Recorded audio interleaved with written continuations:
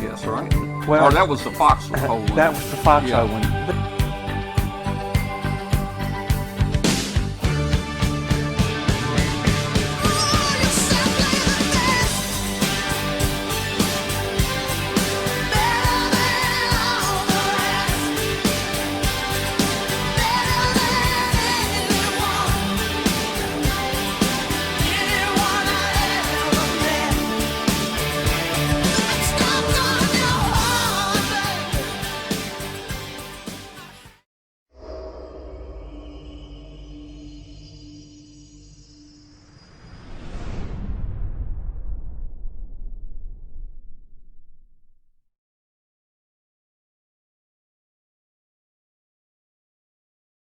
This Amateur Radio Roundtable is brought to you in part by ICOM America.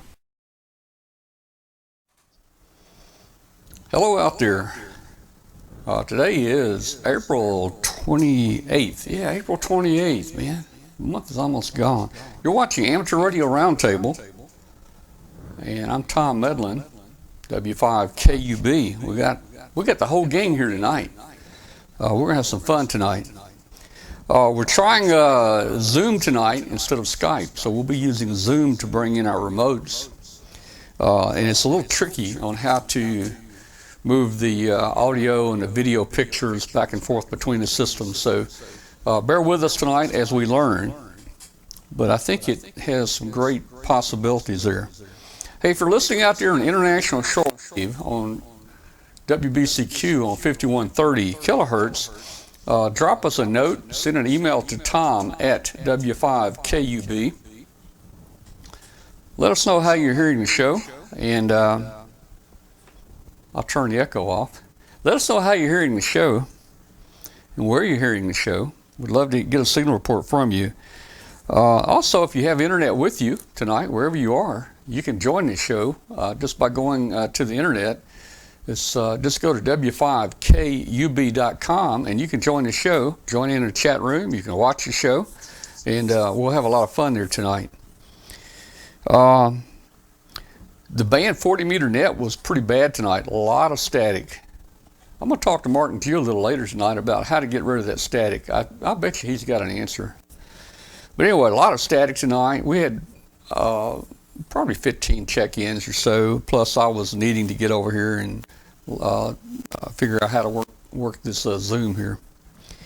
But don't forget our 40 meter net every Tuesday at 5:30 on 7180. Join our Facebook group. It's called W5KUB.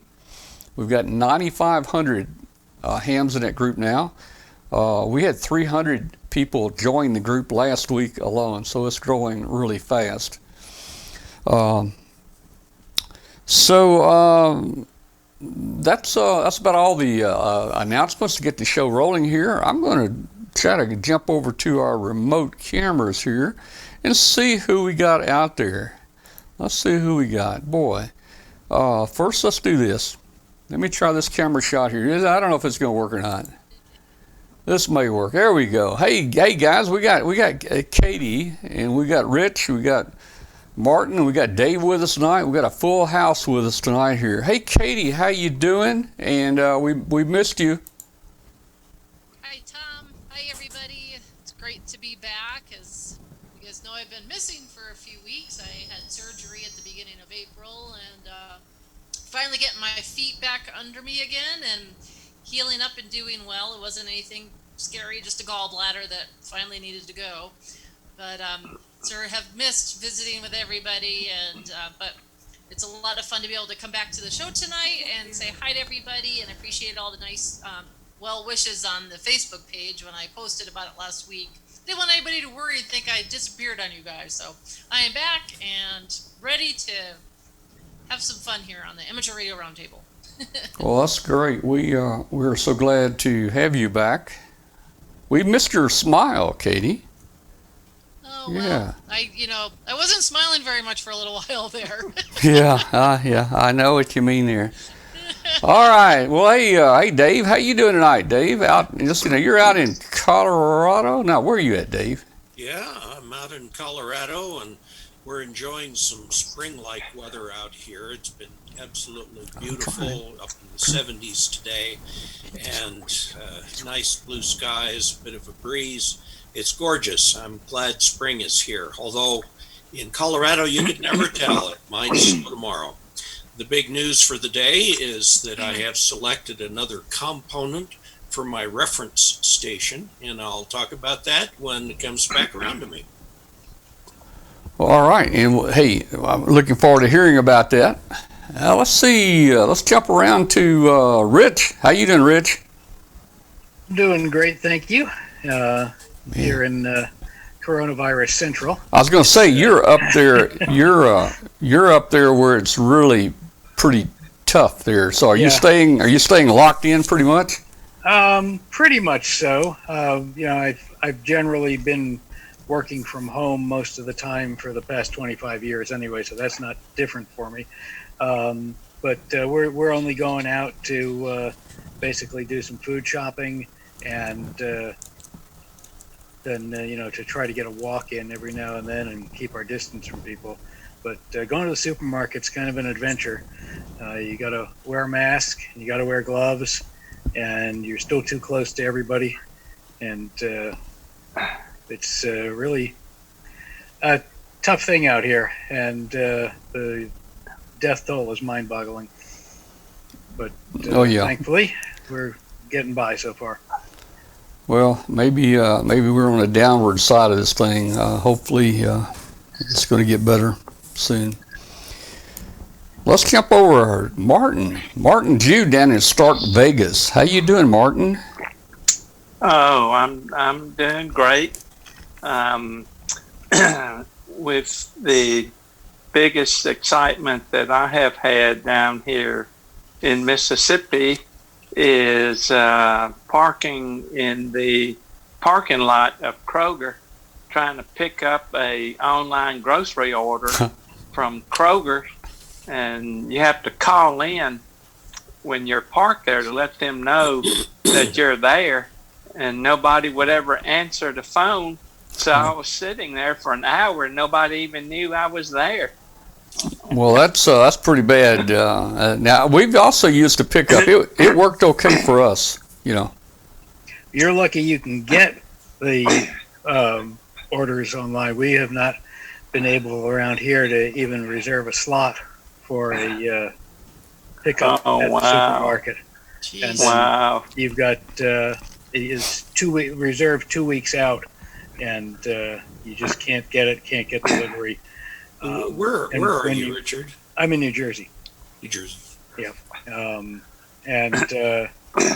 It's when you do go to the supermarket, they have a limit on how many people can go inside, so you half the time have to wait in line outside to get in, with 6 foot separation between everybody in the line.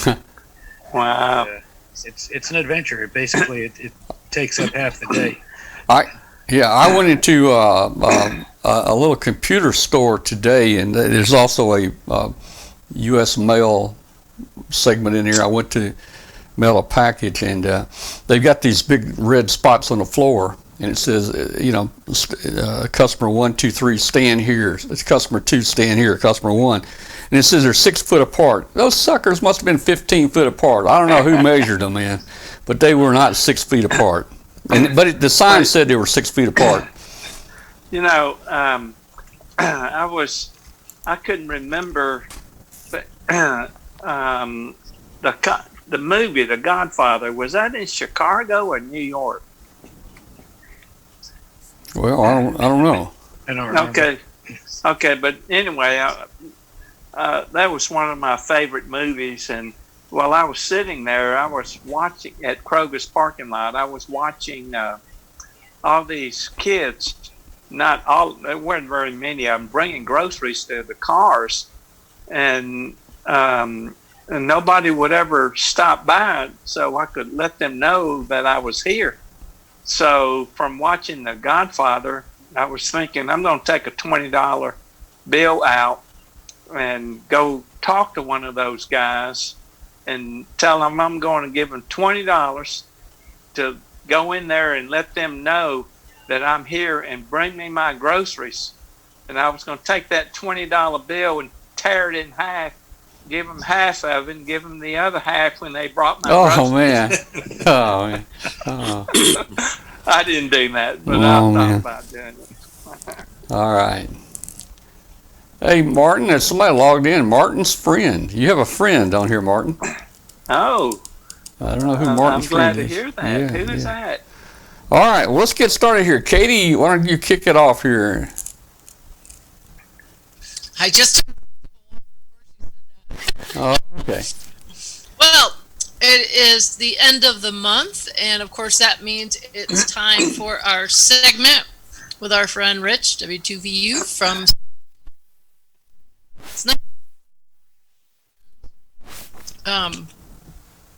Excuse me. Sorry, I still have some problems if I talk too much out of whack. But so, Rich, tell us what's going on with CQ Magazine right now. You mentioned you're working from home primarily, but Yeah. how's the team holding up through everything, and how's the magazine doing? Well, thankfully, we're doing pretty well, but we are all working from home. Our office has been closed by state government order for several weeks now, so it kind of slows down the works, and but we're getting things done slowly. But basically everybody has to do whatever they can from home, and it's obviously slows everything down, but it's all getting done. The issues are getting done, but slowly. And the May digital issue will be there on Friday. So that's what we'll talk about tonight. But yeah, it's, around here, everybody knows at least one person who has had COVID-19, and thankfully, most of them recover. Others have had difficulties, and it's just, for anybody who doesn't think it's real, believe me. And in New Jersey today, the death toll just passed the state's death toll for the Vietnam War. So that's an indication of how serious it really is. I just read, I think it was, and also for the United States as a whole as well. I mean, it's just staggering statistics. Yeah. And the May issue of CQ could pretty much be called the coronavirus special, because we've got so much in there this month that relates to it in terms of both the negatives, the cancellations, the postponements, and also a lot of positives that are coming out of it as well. Some very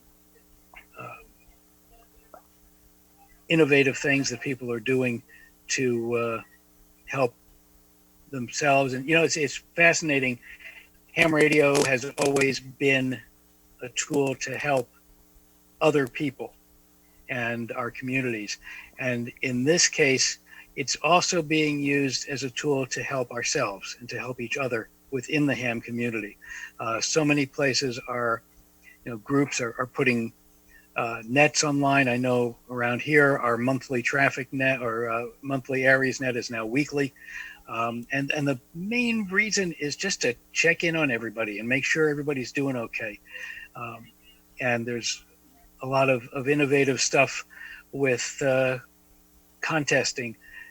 Our cover for May is the group from WW2DX that operated from 10 different operators from 10 different locations in the CQWPX contest. So people are doing some amazing things, and not only with ham radio, a lot of hams are involved in a lot of other things as well. There's some hams who are helping a researcher in, I think it's in Georgia, who's working on developing a ventilator that you can build out of stuff that you can get at Lowe's or Home Depot. And Scott Wright, W0MD, who a lot of people know as a big-time contester, is also a doctor, a cardiologist at the Mayo Clinic, and he is heavily involved in the trials of the antibody tests. And not the antibody test, but the giving plasma to people from recovered COVID-19 patients, and he's in the middle of that research. And Joe Eisenberg, our kit building columnist, he's going to be mentioning in his June column, give you a little preview of that, but he's using his 3D printer to help print face masks, not the shields that people can put over their face masks. So hams all over the place are pitching in the usual variety of ways, both on the air and off, to help as they can through this unprecedented time. But I'm very proud of us as a group. So moving on to the issue, beyond the cover, we start out with one of the last de-expeditions before all this started, VP2VB sales again. Old timers are out there will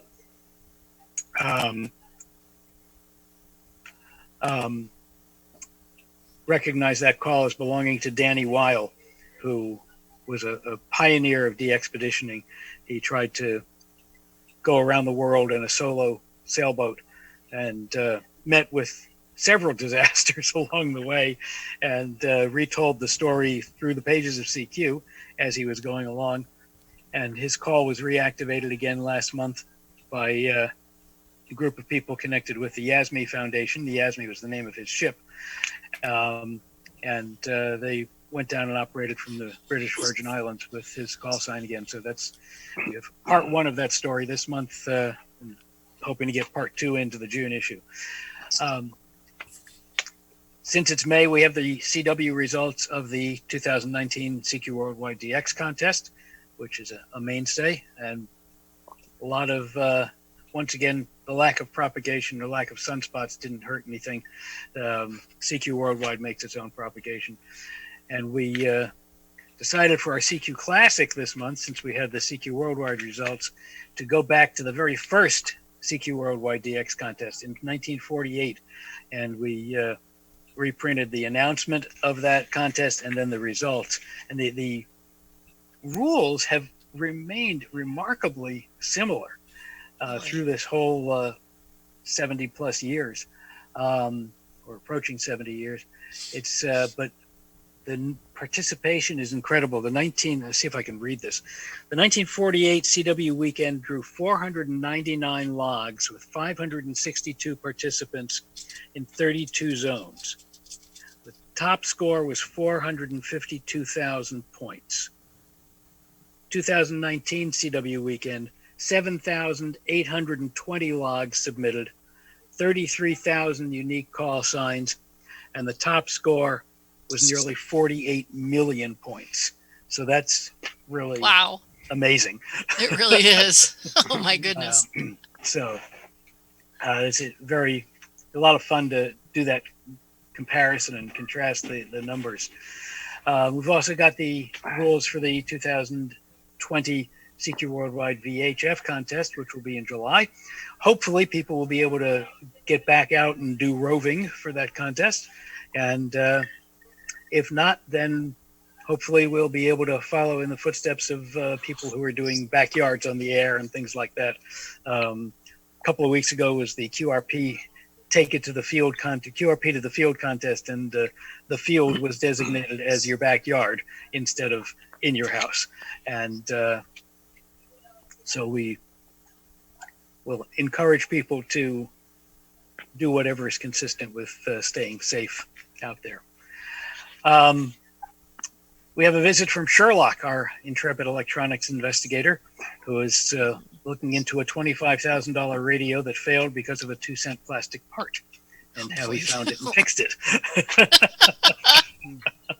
So, and speaking of little parts, Matt's notes this month talks about the lowly diode and all of the wonderful things that you can do with a lowly diode. In our emergency communications column, we've got COVID-19 and MCOM. Some of the stuff that I mentioned before, plus in Ohio, they were planning to have a statewide emergency communications conference, which instead turned into a statewide exercise for being able to get on the air from your house.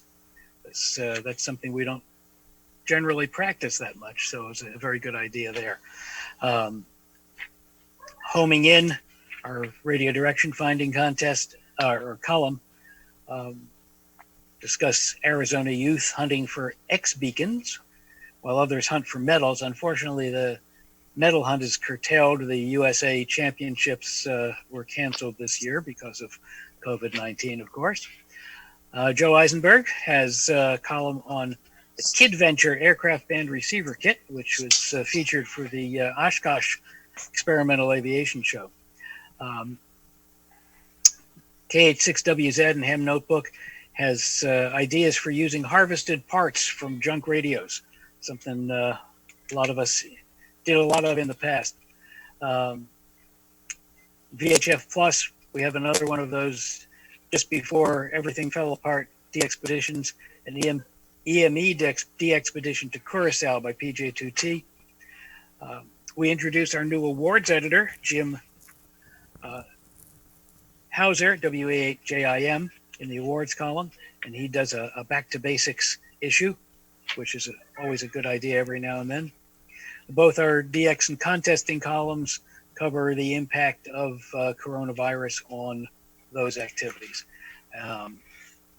And finally, our propagation column looks forward to some hopeful signs for May as we start to pick up some activity and head into our new solar cycle, which is starting ever so slowly to kick into gear. It sure seems like it because, this weekend, like Dwayne was playing in the Florida QSO party. And I mean, and he was on 40 meters at the time, and just looking at the scope, I mean, it was packed. And I mean, he would just barely turn the knob to work the next station. I'm like, geez, I don't remember the last time I heard 40 meters so busy, with people. I'm like, this has got to mean things are improving for us finally. Yeah, 40 was packed this weekend. I heard, too, last weekend as well. And so it's good signs. Maybe 10 and 15 will wake up sometime soon. Yeah, that would be good. throw a good contest out there, and they come to life. So yeah, absolutely. I think this weekend is there's a bunch of QSO parties happening. It's the New England QSO party, 7QP, which is out my neck of the woods. Also Indiana and Illinois, and I think there's one other one in the mix. So this is going to be a busy weekend. So there should be no shortage of people on the air this weekend for sure. Yeah, it's definitely QSO party season. Yeah. In addition to Florida last weekend, there was Michigan and Ontario. That's right. Yeah. It's funny when I first heard a station calling CQMQP, I'm going, okay, yeah. I know the QP part, but are we dealing with Michigan, Missouri, Montana, Massachusetts, Maryland, Mississippi? Right, yeah. So I go, looking it up real quick. Yeah, but it's fun. This is a great time of the year, especially for maybe people that are newer to HF and are just maybe working on their worked all states. Mm-hmm. Boy, you just kind of pick your way through them over these next, few weeks through all the QSO parties. It's a lot of fun. Great way to work counties too. Oh yeah, absolutely. USA Counties Award. Right. Because a lot of people make an effort to activate rare counties in the states during their QSO party. So right. Yeah, I was just looking at our list for the 7QP area. So I sent in that, we'll be operating here. Dwayne and I are going to do multi and operate as, we actually have the call sign of WI7QP, which we got for our club. It's specifically for QSO parties. That's the only time we ever use it. But so if they hear me, I'm not going to be on as myself, but as WI7QP. And looking forward to it because I haven't really done a QSO party in quite a while. So I think it'll be fun. And it's always a good time when you hear a lot of people on the radio. And I know there was somebody we know down in Florida that Dwayne grabbed in the QSO party, and he says, "You're still ugly." He says, your wife's still better looking than you are, or something like that. And Dwayne's like, he had to double check. He's like, "Oh, all right, thanks." He knew who it was, but it seems like you always run into your friends when you're in the QSO parties. Well, they're a little more relaxed than the big contest. So it's Yeah, absolutely. fun. Yeah, you don't mind Yeah. having a quick chew with somebody if you're not in the middle of a huge run, or even if it's somebody it's like nice to be able to give a quick hello. And especially these days, having an opportunity to say hi to a friend that you probably were thinking you're going to see at a ham fest coming up, and instead you're just getting to talk to them on the radio. So Yep. good Quick thing. question, Rich. Yeah. How many hams do you think operate in a contest like that, or that contest? In the different QSO parties. Yeah. I mean the whole contest. Well, each state has its own QSO party, and they're held on different weekends, or sometimes you have a call area doing it like Katie was talking about, the 7Q party for the whole 7th call area. And the participation varies. I know last weekend was very busy. Some of them are very, very popular. The Florida QSO party is really big. The California QSO party is huge. Okay. And I think those are the states that have the really active contesting clubs. Like Right. Florida has the FCG, the Florida Contest Group, and that's a huge club. And then, of course, California has a boatload of contesting clubs as well. So I think, some of those bigger states, you see more participation. Oh, I know Delaware is also this coming weekend. And I know people are always chomping on the bit to get Delaware. That's always one of those last states for people to get, and they're worked all states. So it's one state per weekend? It seems to vary. It's Okay. what's that website? Is it WA7B? BNM, WA7BNM, yeah. That is a great resource to look at everything that's coming up, whether it's a QSO party or a contest. I mean, it could be some thing over in Bulgaria, like the Bulgarian SSB, or just some oddball contest. He's got it all listed there. We've got a pretty good comprehensive list on the CQ website too. So you can good. check All right. there. Should have known that, KB. Okay, so there's contests almost every weekend then. Oh yeah, there's something out there. Yeah. This time of year for sure. Yeah. And I've been, enjoying the opportunity to play a little bit with some QRP. Not looking for DX. That's another advantage to the domestic contest, is you can play with QRP. And Martin, you'll be happy to see what I'm using for my QRP. Oh wow! So That's great. Well, the thing about QRP is that if you just make a contact, that's a big accomplishment, especially now. Right. That's for sure. Yeah, Hey, and Rich, I noticed somebody in the chat room say they don't really like the contest, and and there's always two sides of it. There's people that love them and people that hate them, and then there's people that just kind of jump in a little. And I always say to people, if it's not, that's where the QSO parties are nice, where they're not. Well, it is a contest. It's not so like dog eat dog like some of the other bigger ones, like CQ, WPX, and it's a good way to get in there if you do want to work a state, and people aren't. They may be sitting there for 10 hours, but they're, it's not such a big deal. You're not trying to put, another plaque on your wall behind you. Although we actually do have one. I can see it from here. There it is. That one right there that one right there. That's the 7QP plaque. it's also a great way to work new states, new counties, things like that. Yeah.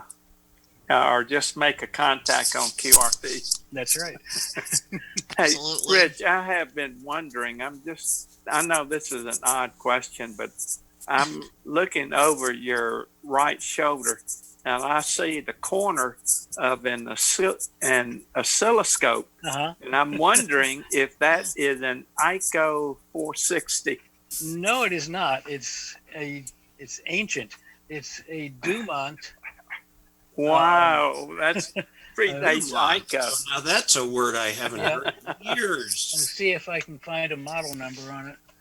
241. A Dumont 241.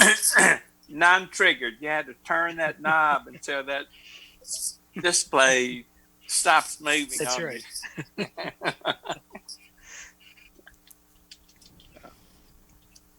Did we lose Tom somewhere along the way? I wonder if there's no room for Tom. Tom, Tom, we're just taking over your show tonight. No, I'm still here just listening, and enjoying the conversation. I'm here. Well, did we get everything covered? I've seen a few emails come in from CQ. You've had a few sales going on with some books or calendars or subscription offers, I think. We've got a big sale going on calendars. We've still got almost a year left on them because they run through next March. Right. And we've got our regular spring subscription special going on now. So you can check out our website at www.cq-amateur-radio.com and get the subscription deal, best price of the year, and always good reading. I love your magazine. It's so, it seems like where in QST I might see one article on something, I see 5 in CQ. Well, that's great. I'm glad to hear I that. end up reading practically everything. It's just a delightful magazine. It's a little bit more laid back, I think, than others. And that's good because I can sort of settle into a subject and really learn about it. By the way, I'm probably the only person left on the planet who types his checks on a typewriter. So you'll see mine when it comes in for my renewal there. Well, thank you. Appreciate that. Yeah, Glenn just said in the chat room that he just sent his renewal in. He usually does it at Dayton, but had to do it the old-fashioned way this year. Yeah. I tell you, all the restrictions from COVID-19 have forced me to learn to use the banking apps on my phone. Oh, yeah. And I'd been resisting that, but now you deposit a check by taking a picture of it and Right. move money around from here to there. Wow. So you basically never have to go to the bank except to get cash, which you can't spend anywhere. So Right, yeah. Yeah, you don't want to. People want I saw some in my wallet today. I had to go get a credit card out to pay a bill, and I saw cash in there, and literally my first response was like, ew, I don't even want to get near that. Silly, but it's funny how many different things we'll think differently about now. Yeah, I mean, everything we're doing is order ahead and pay by over the phone with credit card, Right. and just have them throw it in the back seat of your car. I went to pick up my medicine at a drive-through, and I had to give them my credit card. And when I got back to my office, I took my credit card to the bathroom and washed it off. We do that regularly with a wipe, one of these alcohol wipes. When we come back to the store, we wipe down the card and everything else, and wipe down shopping carts and car door handles and everything else. Wow. But that's the way of life now. Yep.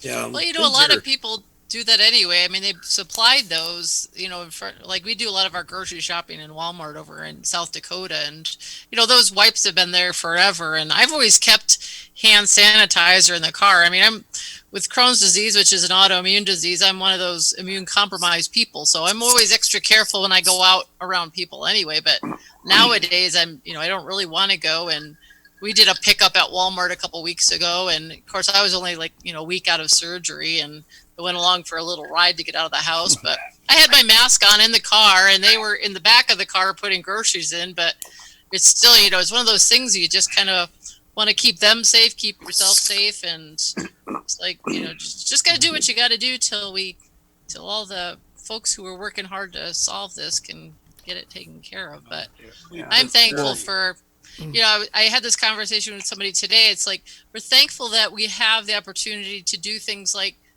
our ham radio or the shows like this, where we can use Zoom, where we can talk with each other on Facebook chats, or, we use a Google Duo so we can talk to the kids and grandkids. And, there was times when there was snowstorms and, your power was wiped out for 2 weeks and you were stuck with your family and, and nothing. And here, at least we can, find things to occupy ourselves and easily check in with each other. But it's definitely, this show weird. is definitely social distancing, I guess you might say. Look, we're thousands of miles apart here. Hey, Right. let me, Rich, thanks so much for coming on, man, talking about CQ. We got 2 or 3 other segments we need to get into here in just a minute. You're welcome to stick around with us the rest of the show if you want to, and jump in at any time. Alrighty, I think I've got a drop out though, because I've got other things I need to get done tonight. But it was great talking to everybody, and enjoyed our social DXing here.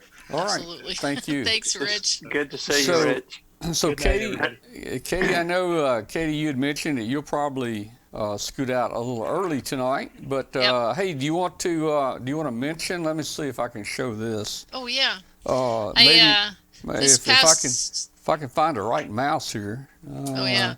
Well, last Saturday, I was Josh KI6NAZ invited me onto his show on YouTube, which celebrated his 100,000 subscribers to his YouTube channel, Yeah. which was super cool. And he gave away an ICOM 7300. Ray Novak came on the show and gave it away. And actually, the guy that won it he's in the process of just waiting for a spot to take his test. So it was really fun because you just saw, I mean, there was 1,300 people live watching during the giveaway.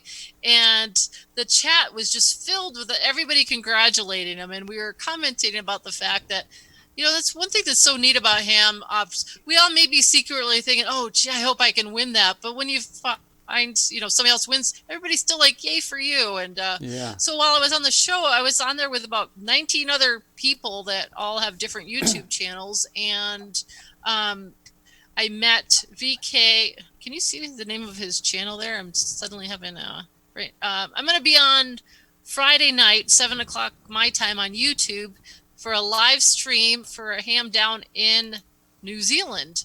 And he has a new segment called the Shack Tour. So I'm going to be popping on that and doing a little view here in the shack, talking about my start and my life here with ham radio and all kinds of good stuff. And I'll be sharing that. I shared it today on Twitter, and I'll share it out on Facebook as well. And if you guys are around Friday evening and can join in, that would be a lot of fun. So, Well, that's cool. okay. Yeah. Sound good. That's good. I pooped. I'm going to go now. All right. Well, Katie. That's one thing. hey, My energy see you. level still is kind of, but Yeah. it's been great to be back and see everybody. Thanks so much for your support. And it's good to see you, Dave and Martin and Tom, of course, and everybody out there watching tonight. Thank you. Very Well, good to see. you look like you're feeling pretty good there. Just keep up the improvement, and we'll see you next Yep. week. All right. Sounds good. Bye, everybody. All right. Bye. Very good. Bye. All right, guys. We'll be back in just a second here. Get out and be active with ICOM's new IC705 and its optional multifunction backpack. The IC705 is your perfect QRP companion that has base station features and functionality at the tip of your fingers. It's a portable package covering HF 6 meters, 2 meters, and 70 centimeters. This compact rig weighs in at just over 2 pounds. It has RF direct sampling for most of the HF band and IF sampling for frequencies above 25 megahertz. It also has a large 4.3-inch color touchscreen with a live band scope and waterfall. Other features include 5 watts with the BP272, 10 watts with 13.8 volts DC. It also has sideband CW AM FM as well as full D-Star functionality. It has a micro USB connector and Bluetooth capability, integrated GPS with antenna and a GPS logger. It has a micro SD card slot. The speaker microphone comes standard, and it supports QRP operations. The perfect accessory for the IC705 is the optional backpack, the LC192, with a special compartment for your IC705, and it has room for accessories for soda, activations, or just a day in the park. Visit www.icomamerica.com/amateur for more information on ICOM radios. LDG Electronics provides state-of-the-art antenna tuners for every amateur need. From QRP to QRO, fixed stations, portable and remote, an LDG tuner will match your radio to your antenna using our lightning-fast, proprietary tuning algorithms. LDG is a family-owned and operated company dedicated to bringing innovative, quality products to the amateur market. All LDG products carry a full 2-year warranty that is fully transferable. Support is only a phone call or email away. We're always here to help you. Visit us on the web at ldgelectronics.com. All right, we're back, and let's talk with Dave a little bit and see what Dave's been doing here. Dave, I mean, you got several things going on your YouTube channel, man. You got a Friday night thing now, don't you? Well, I do a live stream on Saturday at noon Mountain Time, and I do a live stream on Thursday evenings Oh, at 7 p.m. Mountain Time, which is actually 1 o'clock in the morning, Friday UTC. Oh, yeah. And I've had excellent response to that. I try to answer questions. The questions are coming in faster than I can get to them, but I really am trying to answer them. The other thing I'm doing, of course, is during the time of the crisis, I'm doing a video every day so that I call them my COVID-19 specials. And just a little something about ham radio every day. One of my videos was, in fact, about an MFJ antenna, and it was a method for shortening it without cutting the wire. And you think it'd be a little tiny thing, but good grief, that video really took off. Richard Stubbs was kind enough to send me a couple of antennas, and I selected one of them, MFJ 2010, which is a 40 meter, 20 meter off center fed dipole. It also does 6 and 10. And I selected that as part of the reference station. Mm-hmm. The reference station is, and as far as I know, I'm the only person doing this. I've got a setup that I'm replicating here at home. That if you're a new general or a new tech, I'm trying to set it up for tech too, and you don't know what to get, well, get this. Because if you get this, then that's how I'm making all the videos. That's what I'm making all the videos about, is the reference station. I picked the Icom 7300 as the main rig, and so I got one. And the Samlex power supply, the MFJ 2010 antenna for an HF antenna. And right now I'm working on picking the VHF, UHF FM, and the digital for that. Today I added another element to the reference station, and that is the power distribution system. And the one I picked for that was the West Mountain Radio 4006U, which has an input, 6 outputs, all with fuses, and it also has a couple USB connectors on there. You can charge USB devices from your power supply too. So little by little, I'm fleshing out the station here, and I think I've probably sold a lot of MFJ antennas because that was a very popular one. The 1775, Richard told me, we discussed the problem I was having with the bandwidth being too narrow on 40 meters. And he said the 17754 would probably have a similar problem, which it did. But I worked around that and was able to get the antenna to work real well in the phone band on 40. And then, of course, it covers all of 20 very well. In fact, that's the antenna I have up right now. But what I'm trying to do here with this reference station is have a complete system built out, because so many people ask me, what radio do I buy? And I used to tell them, well, it's highly personal. Now I tell them, get the Icom 7300, get the MFJ 2010, and so on. And I'm trying to spread it around a little bit between vendors here. And then when I do a video about HF, I'll do it with the Icom 7310. Like I just did a video on setting up WSJTX. I got a new computer here, so I had to get my thing set up for WSJTX. So I did that with the Icom 7300 transmitter. And a lot of people have asked me, well, what about alternate antennas and so on? I say, I'm really trying to keep the price down on these things, but I may have to pick a vertical here. Right now, I have a vertical. It's from Step IR. It's way too expensive to be a reference vertical, so I'll have to look at reference verticals. But the dipoles are great. The MFJ 2010 is 66 feet long, but the 17754 is only 42 feet long. So it can go in a much smaller backyard. And if you've got just a small plot in your backyard, a cobweb like from MFJ would do really well, or a vertical antenna.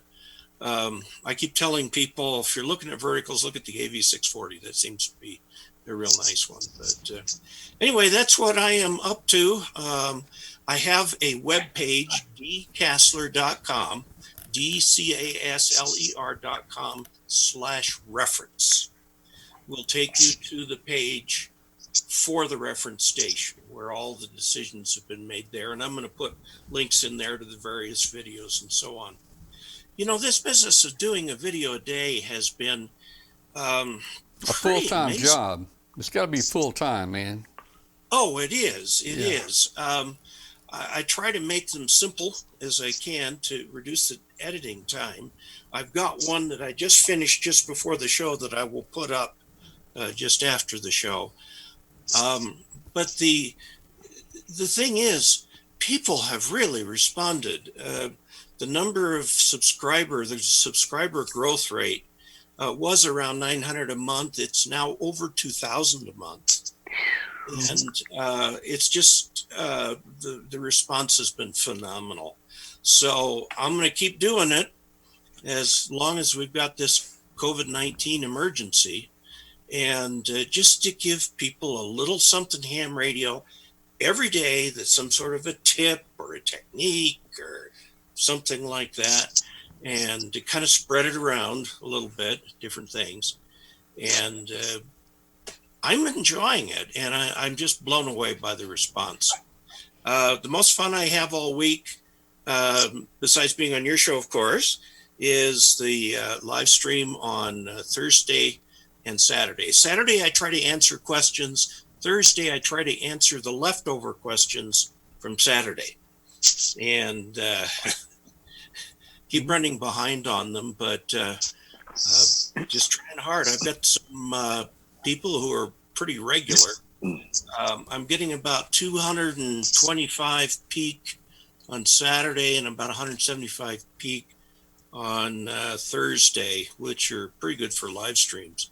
Mm-hmm. And of course, a couple thousand people watch them afterwards. So that's the report from Colorado here. We have not been hit hard by the coronavirus.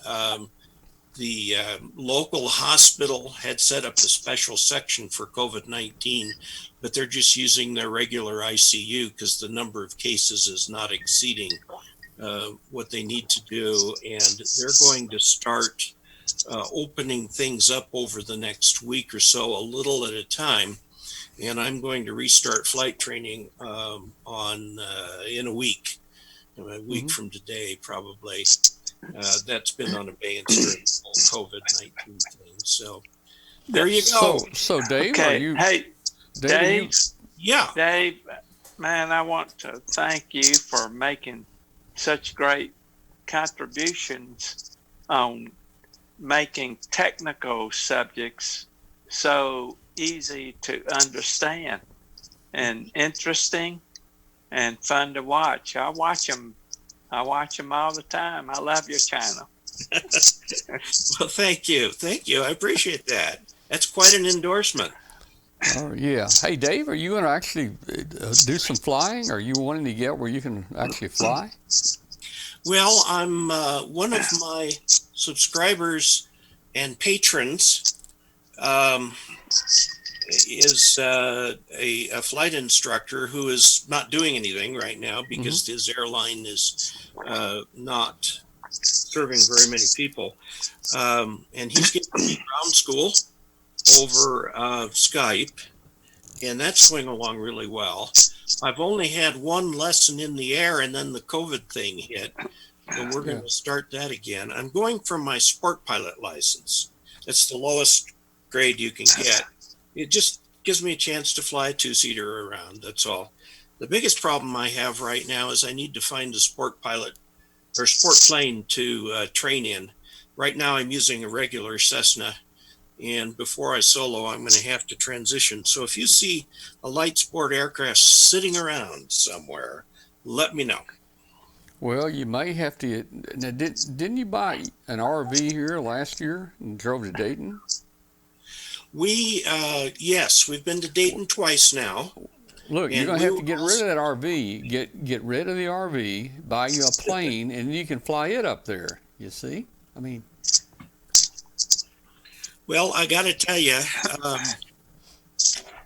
we we have a 25-foot travel trailer, and it's just right for the two of us. And the truck that I had was a little bit anemic for that particular job, so we went out in February and got ourselves a somewhat bigger truck, just as the coronavirus hit.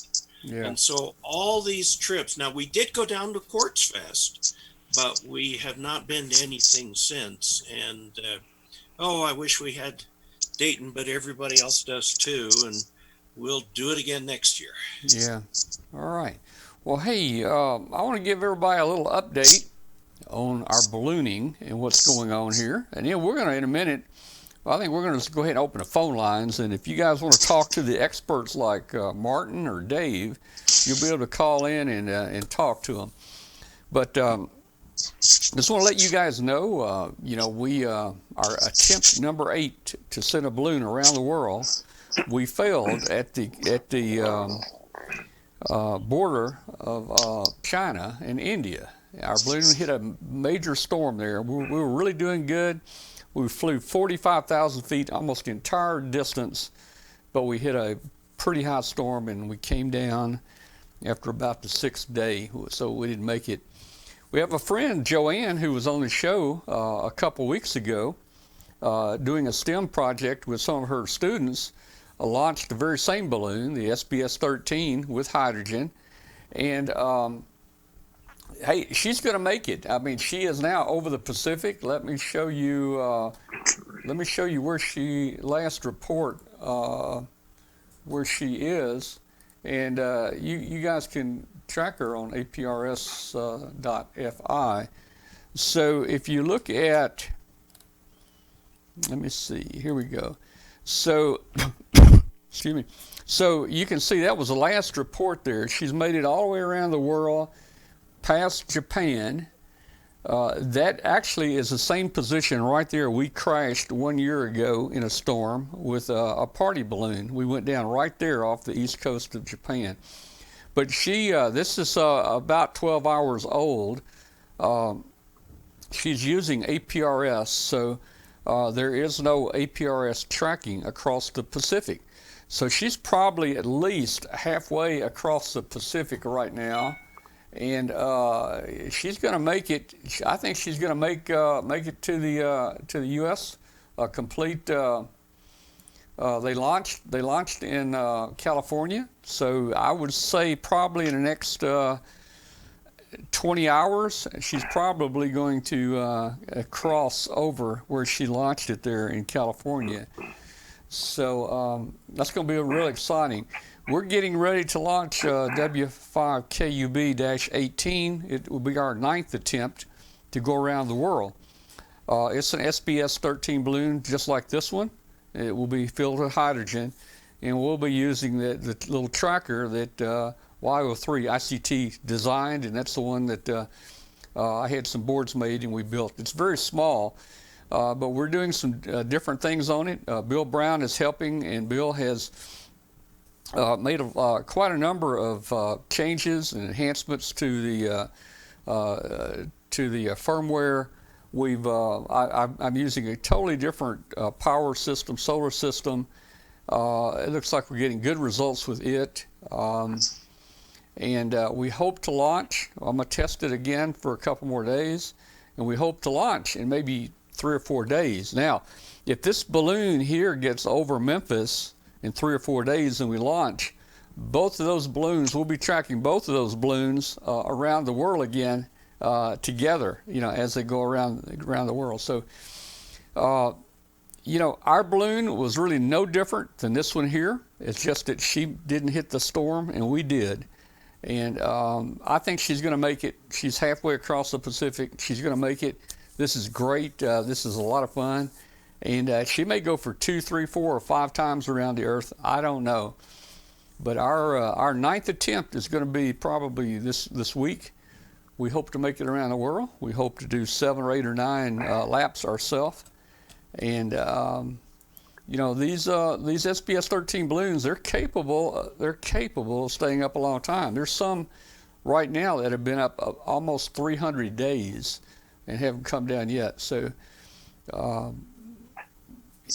Nature. Tom, tell us what a SPF 13 balloon is. Well, it's just we typically the Pico ballooning.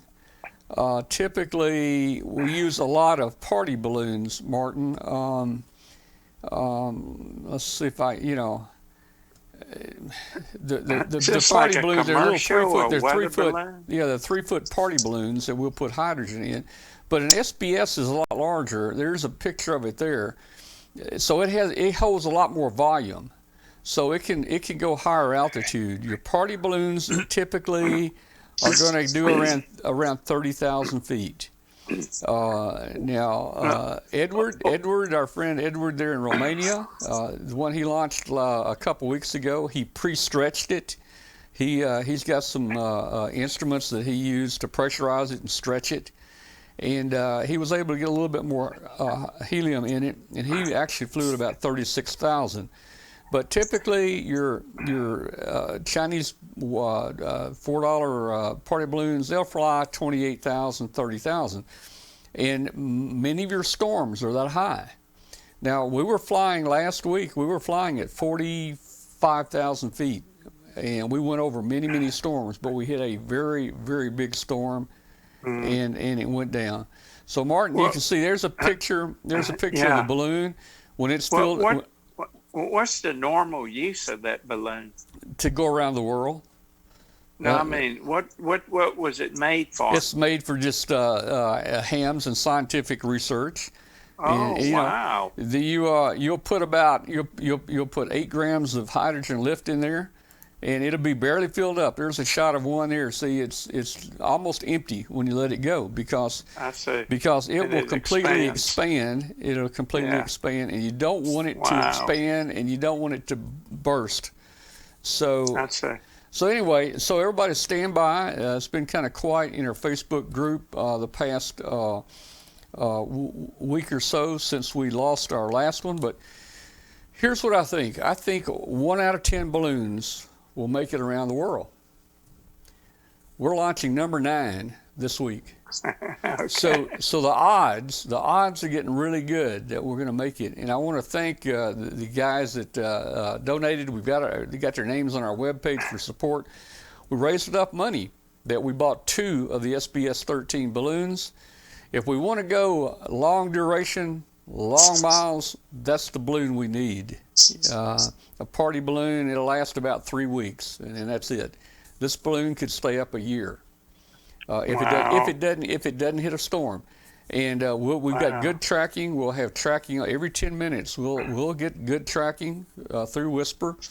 The little transmitter was doing over 10,000 miles on its last trip, so it's being picked up all over the world. So we'll know where it is every 10 minutes, except nighttime. We're solar powered. We won't have it at night. So everybody, stay tuned for our launch of W5KUB-18, and we'll let you know on Facebook when it comes time to launch it. I'm gonna go ahead. I'm gonna open the phone lines here, guys, and we'll see if we can get some activity going here on the phones. And let me put the phone number up there.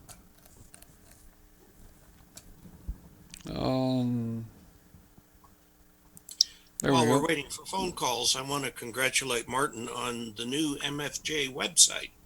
Oh, well, thank you. We've worked a long time on that. And, it looks like it. Yeah. Have you got announcements that you were going to make at Dayton that you can tell us about? Well, we've got several new products that we'll have in progress. That line of magnetic loop tuners, we have renew that so you can use coax loops. But the difference between that and all the rest of them is that you can run full transceiver power. And, I don't know if you know about our magnetic loops, but we have a box fan loop. Mhm. This is a much bigger one that's got 9 square feet of area that it encloses. And that's what determines the efficiency of those magnetic loops. But anyway, we've got a series of those coming, and we've got a remote antenna switch that you can put outside and switch up to 4 antennas.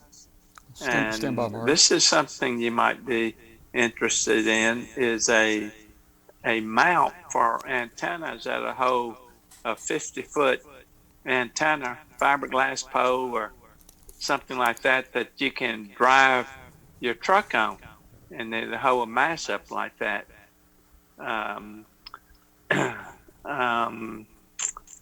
We've got an automatic loop tuner that will work with all the thousands of loops, magnetic loops that can handle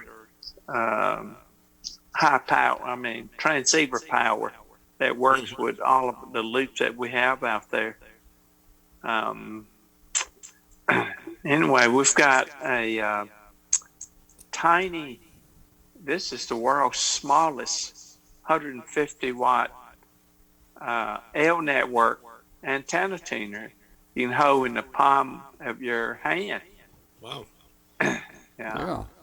Anyway, bunch of stuff like that. Hey, Martin, we've got a caller on. It says Mary Harper, but I'm not sure if it's Mary. Who's on the phone? Hello, who's on the phone? Hello? All right, somebody's on the phone. Mary Harper. Area code 812, Mary Harper. Are you there? Where is 812? I have no idea. They must be so far off, I can barely hear them here. Let's see. Mary, hello. Well, we'll get some more calls in here in a minute, or maybe Mary will come back to the phone.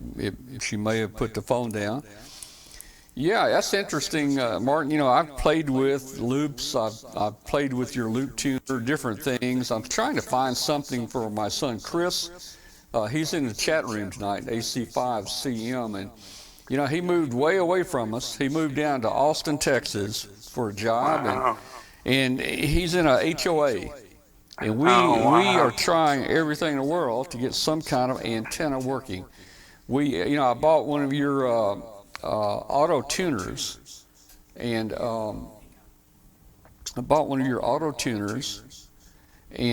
we just put a hidden wire over the roof, very small wire, and the auto tuner will tune it. But evidently the noise level or something is just so high, he's not hearing much. So we've been looking for and trying to figure out what we can do there. He's very restricted. I see. Well, loops are really good for high noise areas. Yeah. I don't really have any good experience with loops. I built several here. I never really made any contacts with them. There sure is a lot of high voltage on them, I'll tell you that. No, you're right. It's like 15 to 30,000 volts. If you put 100 watts into it, it takes a real capacitor. Yeah. And it can't have any kind of metal-to-metal contacts. I mean, you need to use something like a vacuum variable or a butterfly with no rotating contacts. Yeah. Yeah, and I built one with your butterfly. I think that you have there at MFJ. I was having a lot of trouble with noise here, and I just don't know. Maybe that's something we might want to try and play with down here, if he has room for it. Of course, that'll take some room inside his ham shack too. Mm-hmm. So on that Right. loop, would you just set it inside a room, or do you need to set it near a window? Well, if you put it inside a house or hotel, it picks up all the noise from all the wiring and all the electrical stuff. It's best if you take it outside and get it Yeah. away from all of that. All right. That's the problem with trying to operate from a hotel room. Just too much noise within the building. Yeah. But if you can just get it outside a little bit, and it won't couple to all of that Well, as Martin, much. Martin, I think we can get the caller now. I had the slider on the mixer turned down. I was operating the wrong slider. So, is there a Mary Harper or Mr. Harper? Hello, How about a Mr. Harper? Mr. Harper. How you doing, man? Where are you? Doing Where are you fine. located? I'm in Evansville, Indiana. Okay. And my call yeah. is WA9 Ham shack. OCO, and I'm Martin's friend. My name is Rick. Rick. And your call, Rick. Rick, your call was OTO, WA9? WA9 Ocean, Charlie Ocean. OCO, and you know Martin. Yeah. Okay. Yeah. Hey, Rick, how you doing, man? I'm doing fine, Martin. You look great, buddy. You don't ever age, ever. Oh, man. I've noticed that. I've noticed that about Martin. Hey, Rick, I'm 76 years old. Hey, Rick, Yeah, I keep asking Martin. I said, Martin, when are you going to retire, man? You're 76. When are you going to retire and start enjoying things? And he's got the biggest candy shop in the whole country. I don't think he wants to retire. Oh, I know it. I've known Martin for a long time. I can remember him many times asking me, well, Rick, do you think this will sell? What do you think, Rick? Do you think this will sell? Well, Martin, I don't know. Just make it and we'll find out. And that's what we do. Hey, and Rick, I Yes, have always been retired. People retire to do what they want to do. Well, I've always done what I want to do, so I've always been retired. Well, that's the way I always was also. That's the way most of us ham guys are. Isn't that right? Yeah. Man, I'm glad you called in, man. Well, Rick, Well, it's I nice to see don't. you and nice to talk to you. Yeah, I don't recognize your call in the chat room or anything. Have you? Are you new to our show? Yes, I am. During this COVID-19 mess that we're all in, I, of course, have been flopping around on YouTube a lot, and I found this by accident about a week ago. Cool. And I've watched some of your broadcasts and got interested in the balloon stuff, and I just happened to tune in tonight knowing that it was Tuesday night, and was hoping Martin would be on because I had seen him on some of the other things that I'd watched and wanted to say hi to everyone. I'm glad you called in, Rick. Yeah, and welcome to the show. And hey, I've got your name and call now. I'm going to check every week to make sure you're here. And Martin keeps a little book for us. He's our star collector. Martin keeps a book for us, and he puts little stars by your name every week when you watch the show. Absolutely. Well, maybe I'll get an MFJ 422 or something. Who knows? Yeah. Hey, come see us, Rick. Come on down. I would love to. I talked to Phyllis about 2 or 3 months ago. I just called out of the clear blue sky, told her to tell you hi. Well, she probably told me, my memory doesn't work like it used to. Well, hey, It's the same as mine. I'll let you guys go and get back to the show. well, Rick, Okay. just let me ask you if you've been jumping around on YouTube looking for ham radio. I'm sure you've run across Dave Casler, right? Yes, sure have. I know who it is. Sure. Yeah, well, there's Dave. Dave's on the show here with us, and he's a regular here. And join us each hello, week. Dave. Hello, how you doing? Doing well here in southern Indiana. Spring weather and virus everywhere. Yeah. Well, I'm out in western Colorado where in order to social distance, we'd have to go over to our neighbor's house to get close enough to be 6 feet apart. Well, that's a good thing nowadays. Yeah. Mm-hmm. Well, hey, Rick. All right, gentlemen, it was thanks for nice calling. speaking with you. Thanks for calling, and sorry I didn't have your audio turned up when you called in. You probably thought something was wrong, and it was. Yes, I called back, and I figured it had to be on your end, and you would figure it out because you're pretty much a genius, Tom. Really? Well, not too much of a genius, but we did figure it out. All right, deal. good, All right, good man. deal. 73 to everyone. Thank you. Good night. Okay, thanks, Rick. We'll see you. You know, sir, you know, Martin. Dave. Bye-bye. You know, Dave. It's kind of funny. You know, you don't have audio sometimes, and you know, this is a real amateur production, and we make mistakes here. And you know, Dave, I was watching your. I think I was watching your Thursday night show, and if it wasn't for the chat room, you would have gone on for an hour with your mic muted. Did you know that? Well, you know, when I saw it was when somebody texted me. Oh, really? So I glanced at my phone and it said no audio. And I looked down at OBS and realized that scene I hadn't added any audio. Yeah. Yeah. So that was real easy to fix. But yeah, OBS and I we have a difficult relationship. OBS is the software I use, Martin, that Oh, okay. Well, I use OBS a little bit. It's simpler, but it does a lot of the same things that the webcast here does. My Wirecast does. But you know, I'm gonna switch cameras here. Show you. You can see I'm starting to get a lot of stuff that's kind of interconnected here.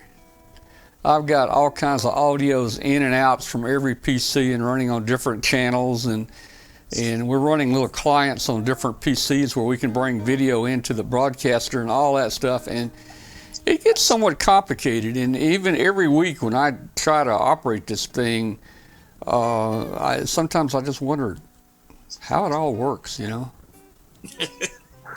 yeah.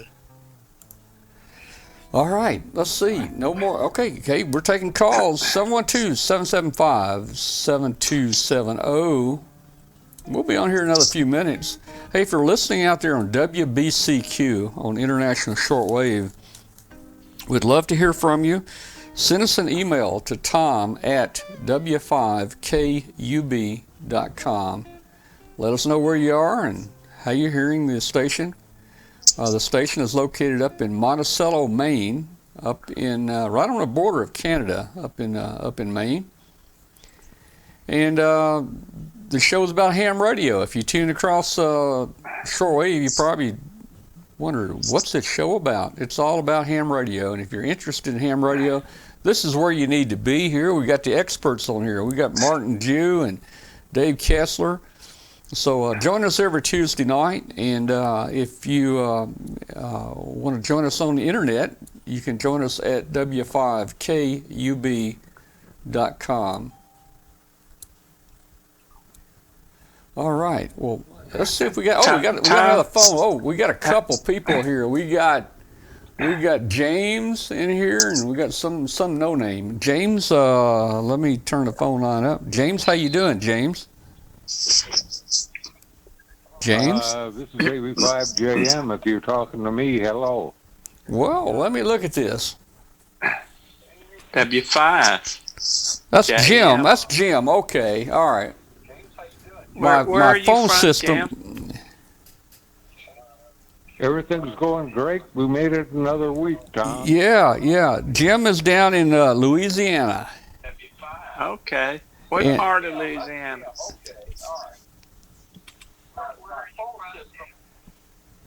Jim, did you? Say again? Yeah. Martin was asking, where are you down in Louisiana? Right about in the middle of the state. A place called Alexandria. Yeah, I know where that is. Yeah. Yeah, Martin knows all those places down there. Well, that's great. Good place. That is great.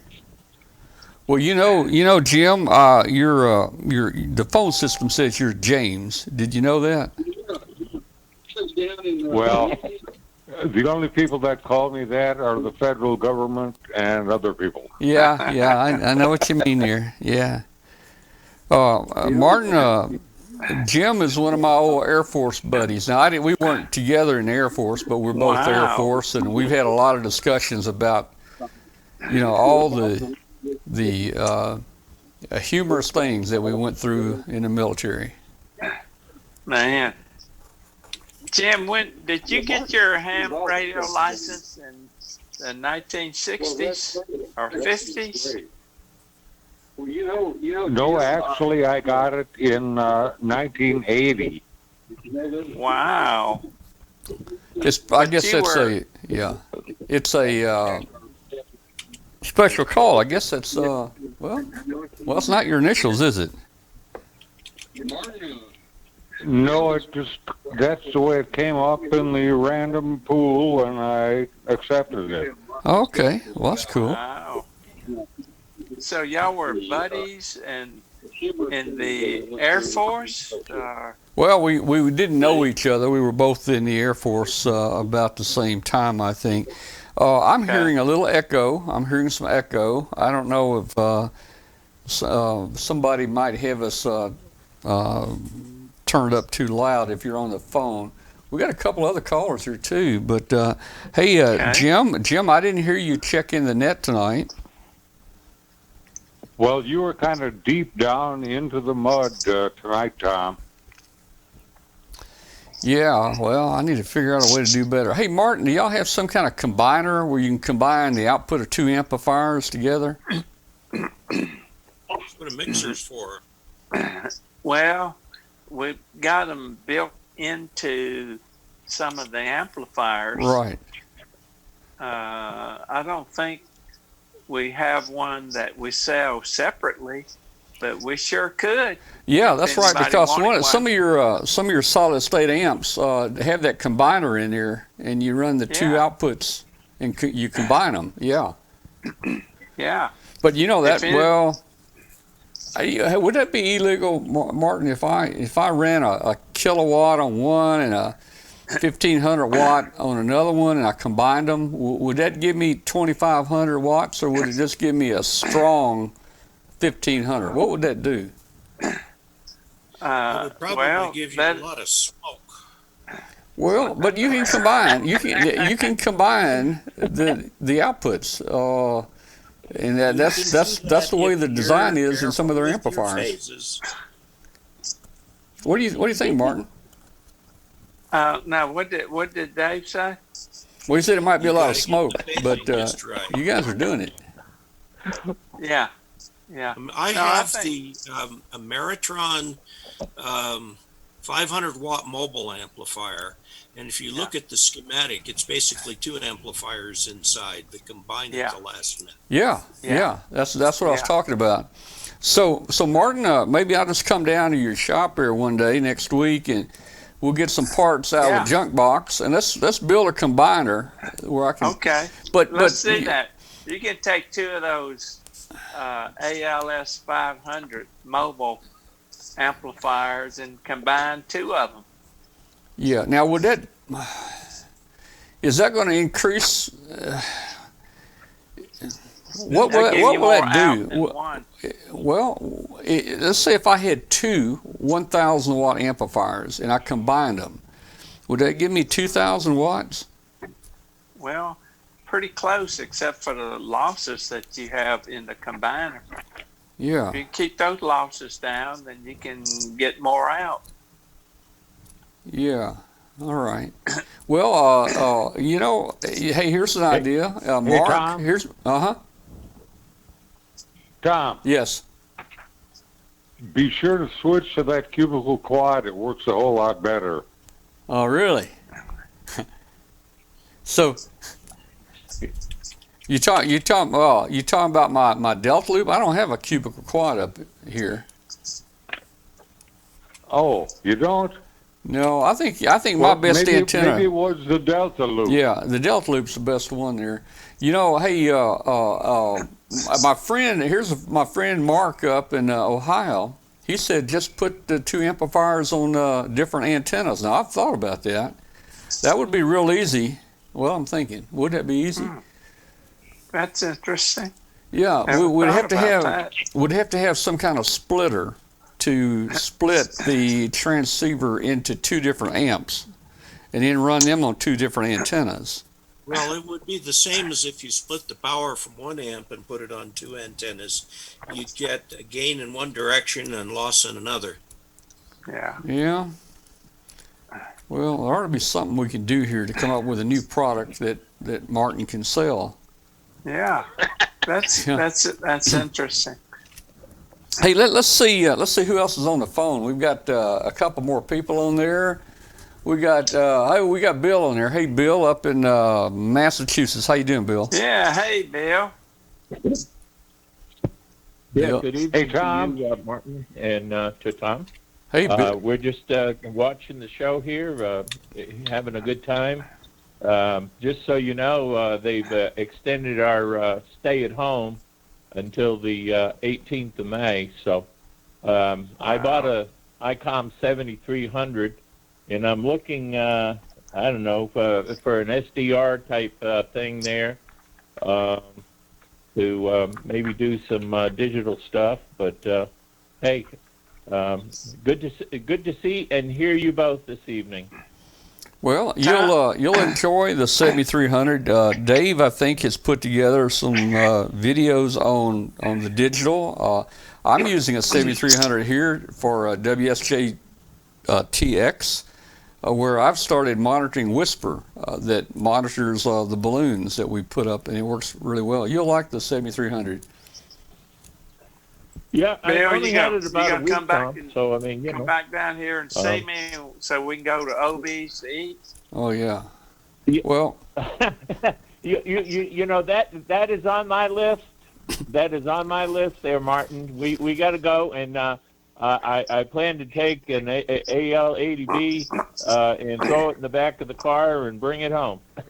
Come on. that's a nice amp. That's a nice amp. The AL80B. And Yep. Well, I'll let the other guy get in there.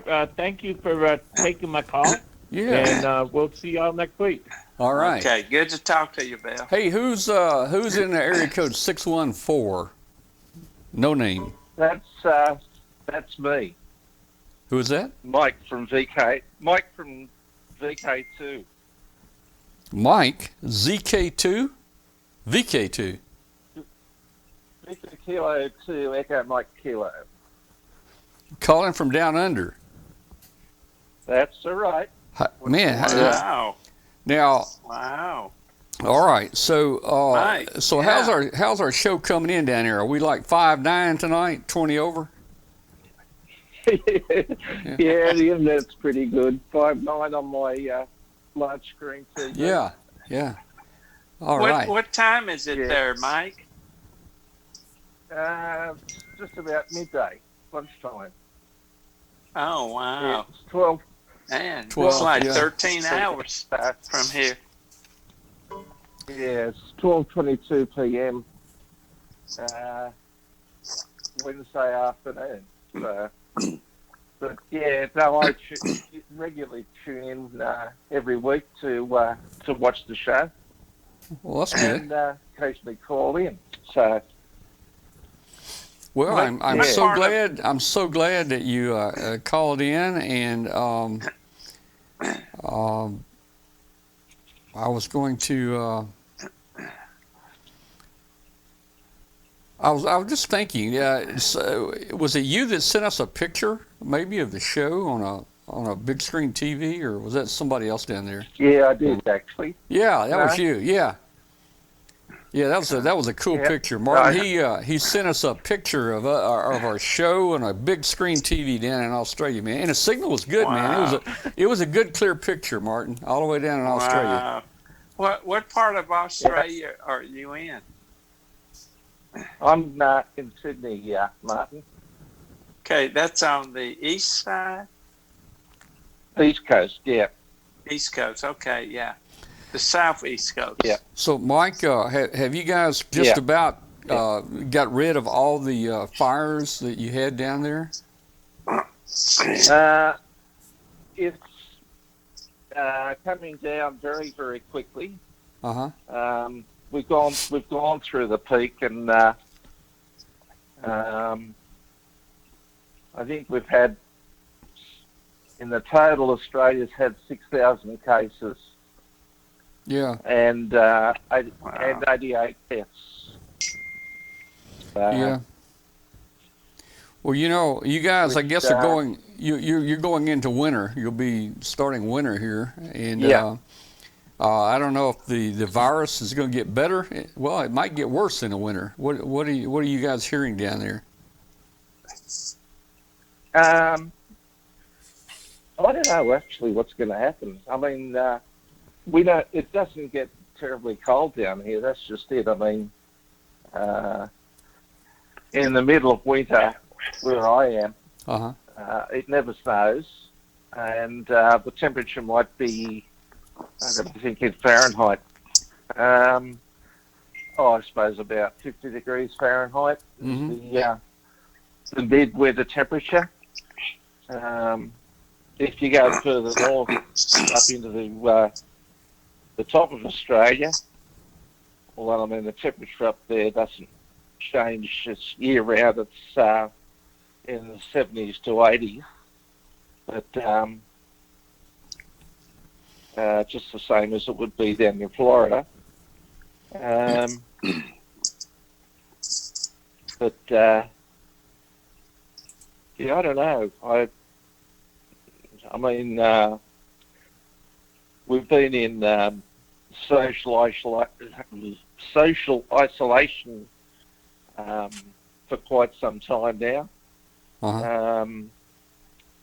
But actually, as of Friday, the 1st of May, they reckon they're going to start easing restrictions on certain types of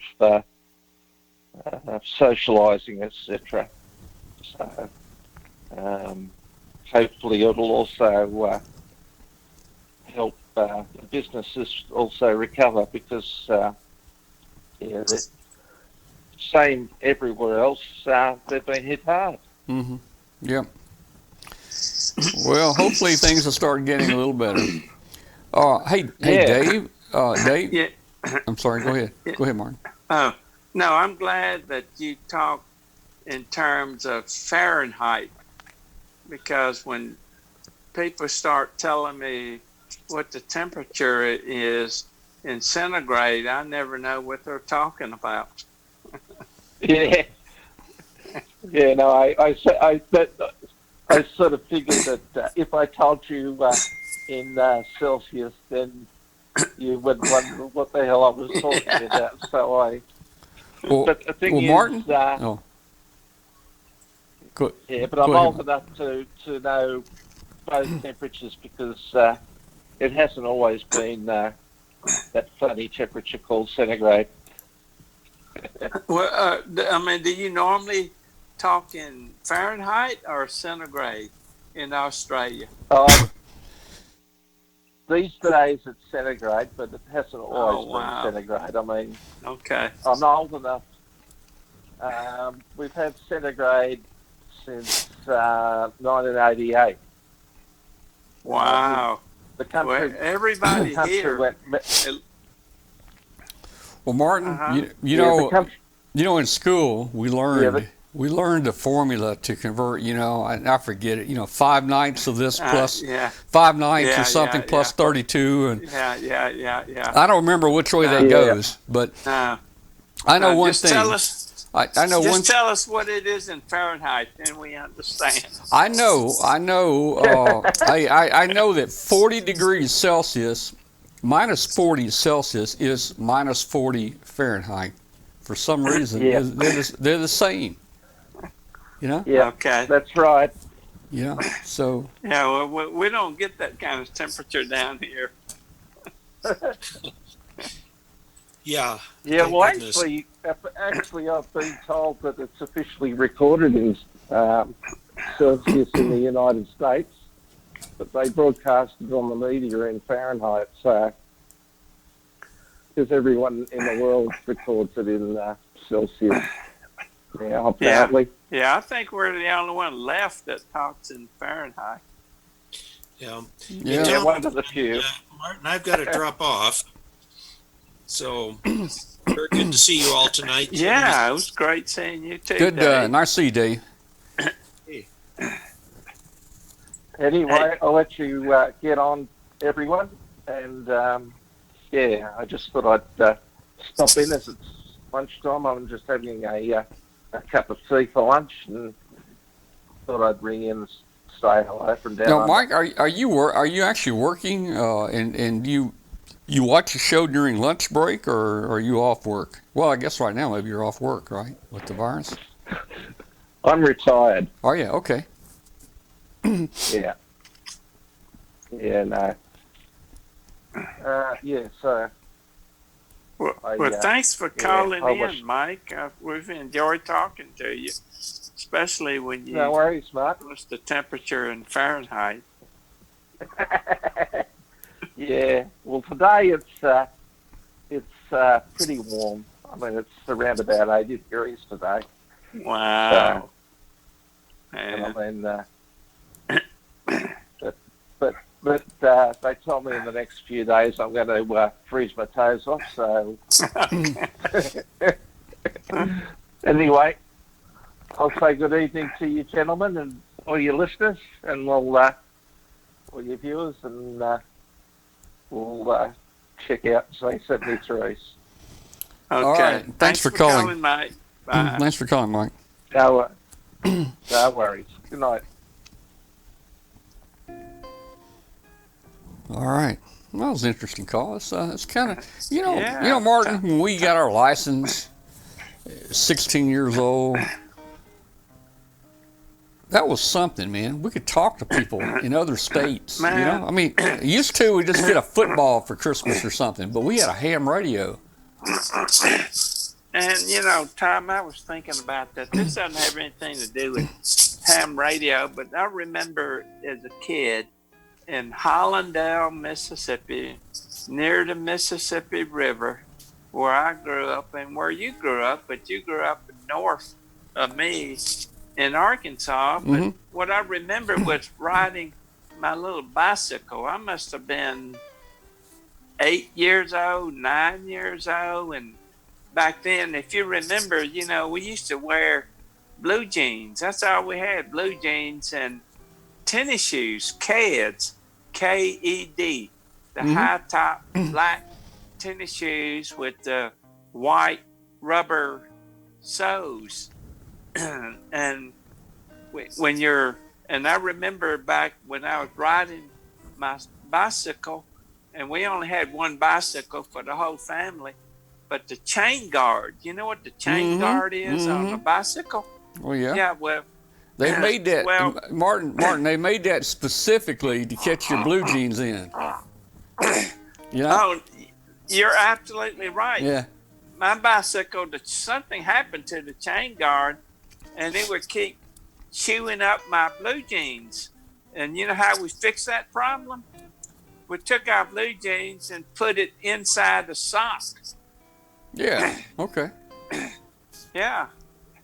Anyway, I don't know why I was thinking about that. Just before coming on, riding the bicycle, and our pants leg on our blue jean be all chewed up because it got caught in the and the bicycle chain. You remember any of that? Oh, I remember getting blue jeans caught there. Now, let me ask you something, man. Did you ever put you any cards with clothespins on the back wheel? Absolutely, man. You know, where it makes that motor pop, sound? pop, pop. Yeah, man. We were on the spokes, right? Yeah, we use a clothespin. We were doing good with our card and clothespin motor, man. It sounded good, didn't it? Yeah. Man, isn't that something? We're talking back in the 1950s here. Well, How long ago has that been? 50, 60, man. 70 years ago. Well, I remember my first bicycle, it had little 14-inch tires or something on it. Let me tell you, it had hard tires. It didn't have air in them. Oh, man, I never heard of that. It had hard tires, so it was a rough ride. And you know what? It wouldn't. You know how you can pedal on a bike and then you can stop pedaling and coast? This first bike, it wouldn't coast. The pedals just had to go. It had to go all the time, man. Man, I that's didn't like rough. that bike. I never heard of that. Yeah, well, that was a long time ago. What do you know? Do you remember about fixing flats on a bicycle? Yeah. Yeah. I've done a few. Okay. You had to take the inner tube out and rough it up and put a patch on and light a match to it, and then it would vulcanize it and patch it up. Well, you know, one time, Martin, I had a flat on my bicycle and I needed some air. And I rolled my bicycle all the way up to the service station there in my little bitty hometown. It must have been a good block away. You know, we don't have any stop signs. We didn't have any stop signs or stoplights or anything, but man, it was halfway across town, you know. Man. I got there to get some air, and there was this black gentleman that worked there, you know, at the pumps and stuff. And he told me air cost money back then. And I rode that bicycle. I rolled that bicycle all the way back home. And then my mom and dad told me air don't cost anything. It's free. He was just playing with you. Now, today air does cost something, man. It costs a lot. Air costs a lot, you know. No, but I remember back in our days when air was free, just filled it up. Daryl wants to know, have you ever been run over by a bicycle? I don't know if I have. I can't remember being run over. He was run over by a bicycle? Yeah. That's funny. Well, I guess the next worst thing is you ride your bicycle and somebody puts a broomstick through it. Do you ever have that happen to you? No, you mean through the spokes? Yeah, stick a broomstick through the spokes. Now, I know that happened. I don't think it ever happened to me, but that would not be good here. You know, Martin, I guess by the time we got our license, we were a little bit too big for bicycles. You know, I think you were 16, I was 16, got my driver's license, but wow. Boy, if we'd got our ham license earlier, we would have had us I've seen ham radio rigs on bicycles. Have you seen those? Well, I have seen it, but that's hard to believe. That was a real accomplishment. Yeah, I've got friends down in Texas and other places. Before they even got their driver's license, they actually put a mobile rig on their bicycle. Wow. Whip antenna and a battery and, you know, all that stuff, you know. Man. Well, I have never actually seen one. I've seen pictures of them. Uh-huh. Man, that's unbelievable. Yeah. Well, hey, talking about bicycles, man, did you ever have a bicycle that had that little generator on it, you know, and it would generate electricity for the light? I never had one, but I used to read about them all the time, and, you know, I used to know all about them. It would run your headlight. Yeah, and of course you didn't have your light if you wasn't moving. Yeah, it would rub against your wheel. I mean, the thing that turns the generator, the shaft that turns your generator, rubs against the bicycle wheel and generates the light. And as long as you were moving, you would have light. This was back in the days of incandescent light bulbs, flashlight bulbs, which nobody knows what that means anymore. Oh, yeah. Oh man, It and took you a know, lot of energy to light up a light bulb back I then. tell you, I think they stopped making 100-watt light bulbs. You know, the incandescent bulb. You know, now that's what we used to use a ham radio. That was our dummy load back, 50 years ago. 100-watt light bulb, and you can't get them anymore. Man, absolutely. I remember taking a light bulb, those ceramic light bulb, what do you call those things? Sockets that, you have them on the ceiling. You screw a light bulb into it.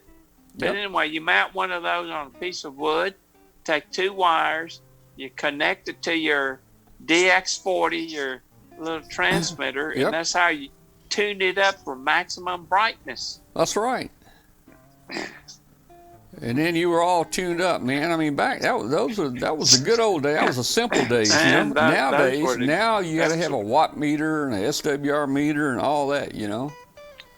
Well, when you were a ham at 16, did you know when you had your antenna tuned up, other than dipping the dip meter and load, on your transmitter? Increase the load and dip the plate and increase the load. Yeah. And I mean, that's the only way I knew to, hey.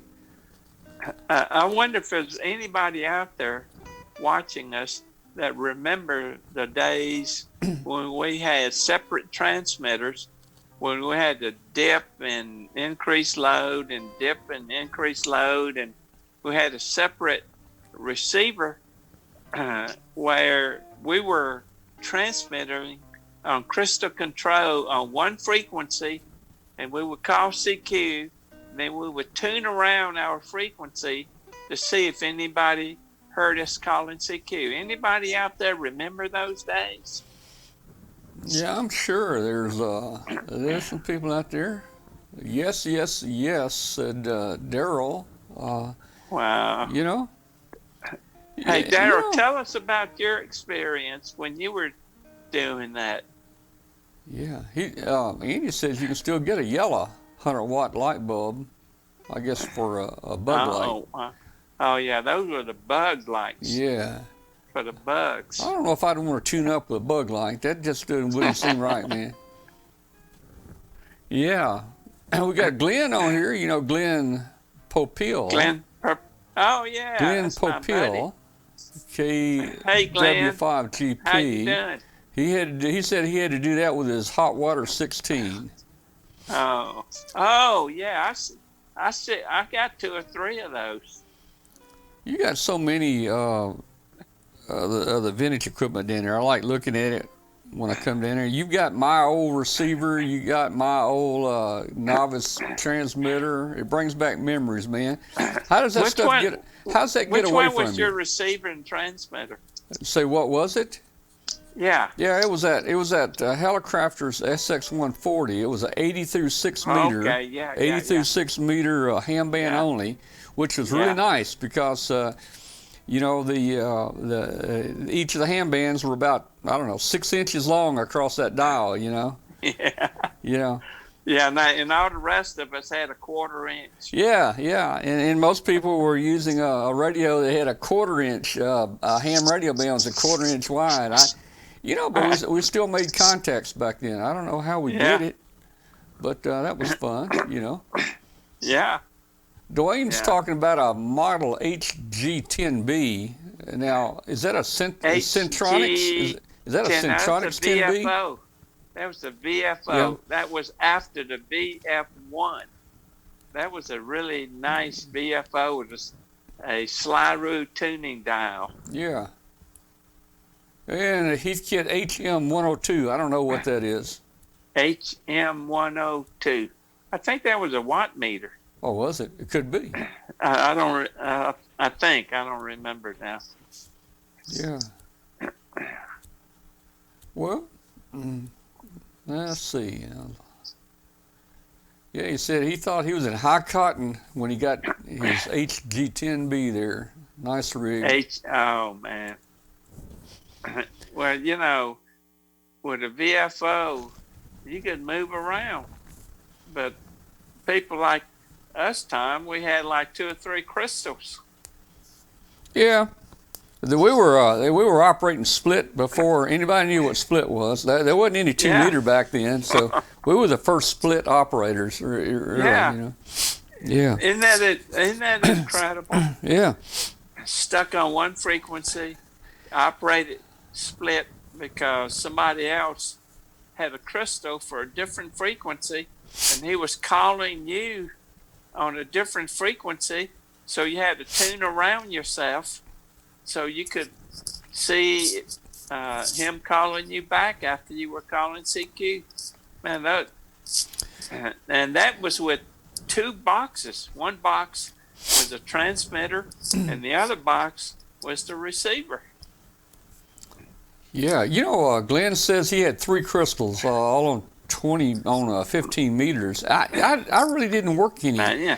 I didn't work much 15 meters. It just didn't seem to be a great band or something for some reason. I don't know. No, all of us were on 40 meters. Yeah, yeah. And our receivers, it wasn't stable enough to receive anything on 15 meters. Well, when you were a novice, did you ever talk to anybody that was on voice on the other end? No. I did one time. I talked to a guy. You were on CW and he was on Yeah, I voice. think so. Wow. I think so. This guy was one of those real renegade guys. I don't know. Somebody might even know who I'm talking about on the chat room, but his name was Con, C-O-N, Con. I think his call was, if I remember right, something like W4EBG. Seems like that rings a bell. I think he was in Paducah, Kentucky. Oh, okay, yeah. You might know who I'm talking about. Kentucky. Yeah. He always had the loud signal and the loud mouth. Yeah. I mean, you know, he's probably one of the hams that invented the 7200, frequency. You know, let's all get on 7200 and have fun. Yeah. I called him one time and he answered me, and boy, I tell you, he told me I sounded like a piccolo. Man, I tell you, we can tell some story about 7200, can't we? I mean, nowadays. Yeah. Unbelievable. You know, back then, we really took the FCC seriously. We wrote every log down, just like you talked. If you call CQ, and nobody answers you, we wrote CQ in the logbook, no contact, the time, and all that. Absolutely, I remember that. And of course, we don't do that now. And no, but I remember exactly what you're talking about because I had a logbook that was full of CQ no answer. CQ, no answer. CQ, no answer. Yep. Well, so, you know, and we took the FCC seriously. Everybody pretty much tried to do the right thing. You always thought back then that Big Brother was watching, and it was different back then. Today, people could care less, you know, I mean. Yeah. With their equipment and how they operate, and, you know, not much going on right now for supporting the rules. But you know and we'll have Riley on here soon, and you know, the new monitoring program that the ARL has. Hopefully, that's going to generate some policing, maybe to be taken seriously. Well, I hope so. Did you ever get a pink slip from an official observer for somebody, for one of them hearing a harmonic? Well, in fact, I got even better. I got even better than that. I got either 1 or 2 postcards, official observer postcards, and I think I don't know why. I don't even remember the reason. I did get a letter from the FCC one time. I was like 5 cycles out of band or something, you know. 5 cycles, 10 cycles. So I had to actually answer that letter in triplicate. Wow. And send it back to the government. But I didn't get locked up or anything. Isn't that something? That's the difference between when we were novices and now. 5, you said cycles. Man, I this don't know, hurts. man. It wasn't much. I was out of the band just a little bit, you know. Maybe the Yeah. toothpaste on my crystal might have done it. I don't know, man. Yeah, you didn't say that right. That's 5 cycles per second. If you say it the right way nowadays, you say 5 hertz. Well, yeah, and you're right. Kilohertz instead of cycles. I still say cycles, man. I don't know why. But I you tell gotta you, say when cycles you per look at it, second. when you look at the drawing, to me it looks like a cycle. It don't look like a hertz. Yeah. Yeah. Yeah. All right. Anybody in the chat room? Anybody get a note from the FCC in your ham career? Yeah. Well, even Glenn doesn't like it when it changed from kilocycles to kilohertz. Hey, But, Tom, are you on our email list? You Yep. get our emails? I don't think so. Okay. I don't know. I need to Get Richard, put me Richard. on. Yeah, get Richard put it Yeah. on there. yeah. He's putting some good stuff out now. Okay, cool. And Glenn, is Glenn getting it? Ask Glenn. Glenn Popeil, are you getting email from MFJ? Well, we're making this show go a long time tonight. We could sit here and talk about ham radio in the old days where we were learning back then. You know. I think about all the new people, and boy, it hurts me. It hurts me, Martin, to see in Facebook some of the things that new people are saying, some of the questions. But probably we were kind of probably like that too when we first got our license. But I just don't remember that, man. It just No. it's You know, Tom, we were 16 years old. yeah. And I felt like when I was 16, I knew what was going on as well as I know what's going on now. I mean, didn't have the knowledge, the facts, and that I have now, but I could figure out stuff as well when I was 16. In fact, better than now, because this 60 years later, and 60 years later, stuff don't, your head doesn't work as good as it did back then. I agree with you. And Martin, I did so much building back then. You take the handbook and the 1964 handbook, and it had some nice projects. And I had unlimited supply of any kind of parts I wanted. And I was always building. I was always soldering. I was always doing things. And I wonder today. I've got sinus issues and allergies and stuff. And I'm wondering, after 50 years of breathing lead-based solder smoke, if that might be some of my problems. I've even thought about asking the doctor if they can check my blood and see if there's any lead in it. Well, no, I always thought that solder smoke smelled pretty good. I don't know about good, man. I don't know. Where did you get all those parts? See, my uncle was the TV repairman for the entire county, and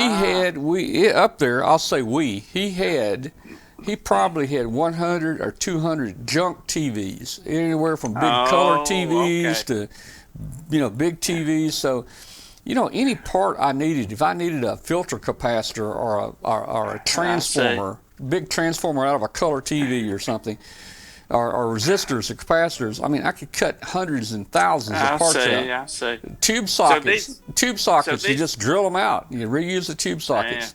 Man, that's great, man. Pots, tubes, and back then, even I don't know, years later, I still had some of the old transformers that came out of some old color TVs. You know, they were probably 860 volts each side of center tap. You know.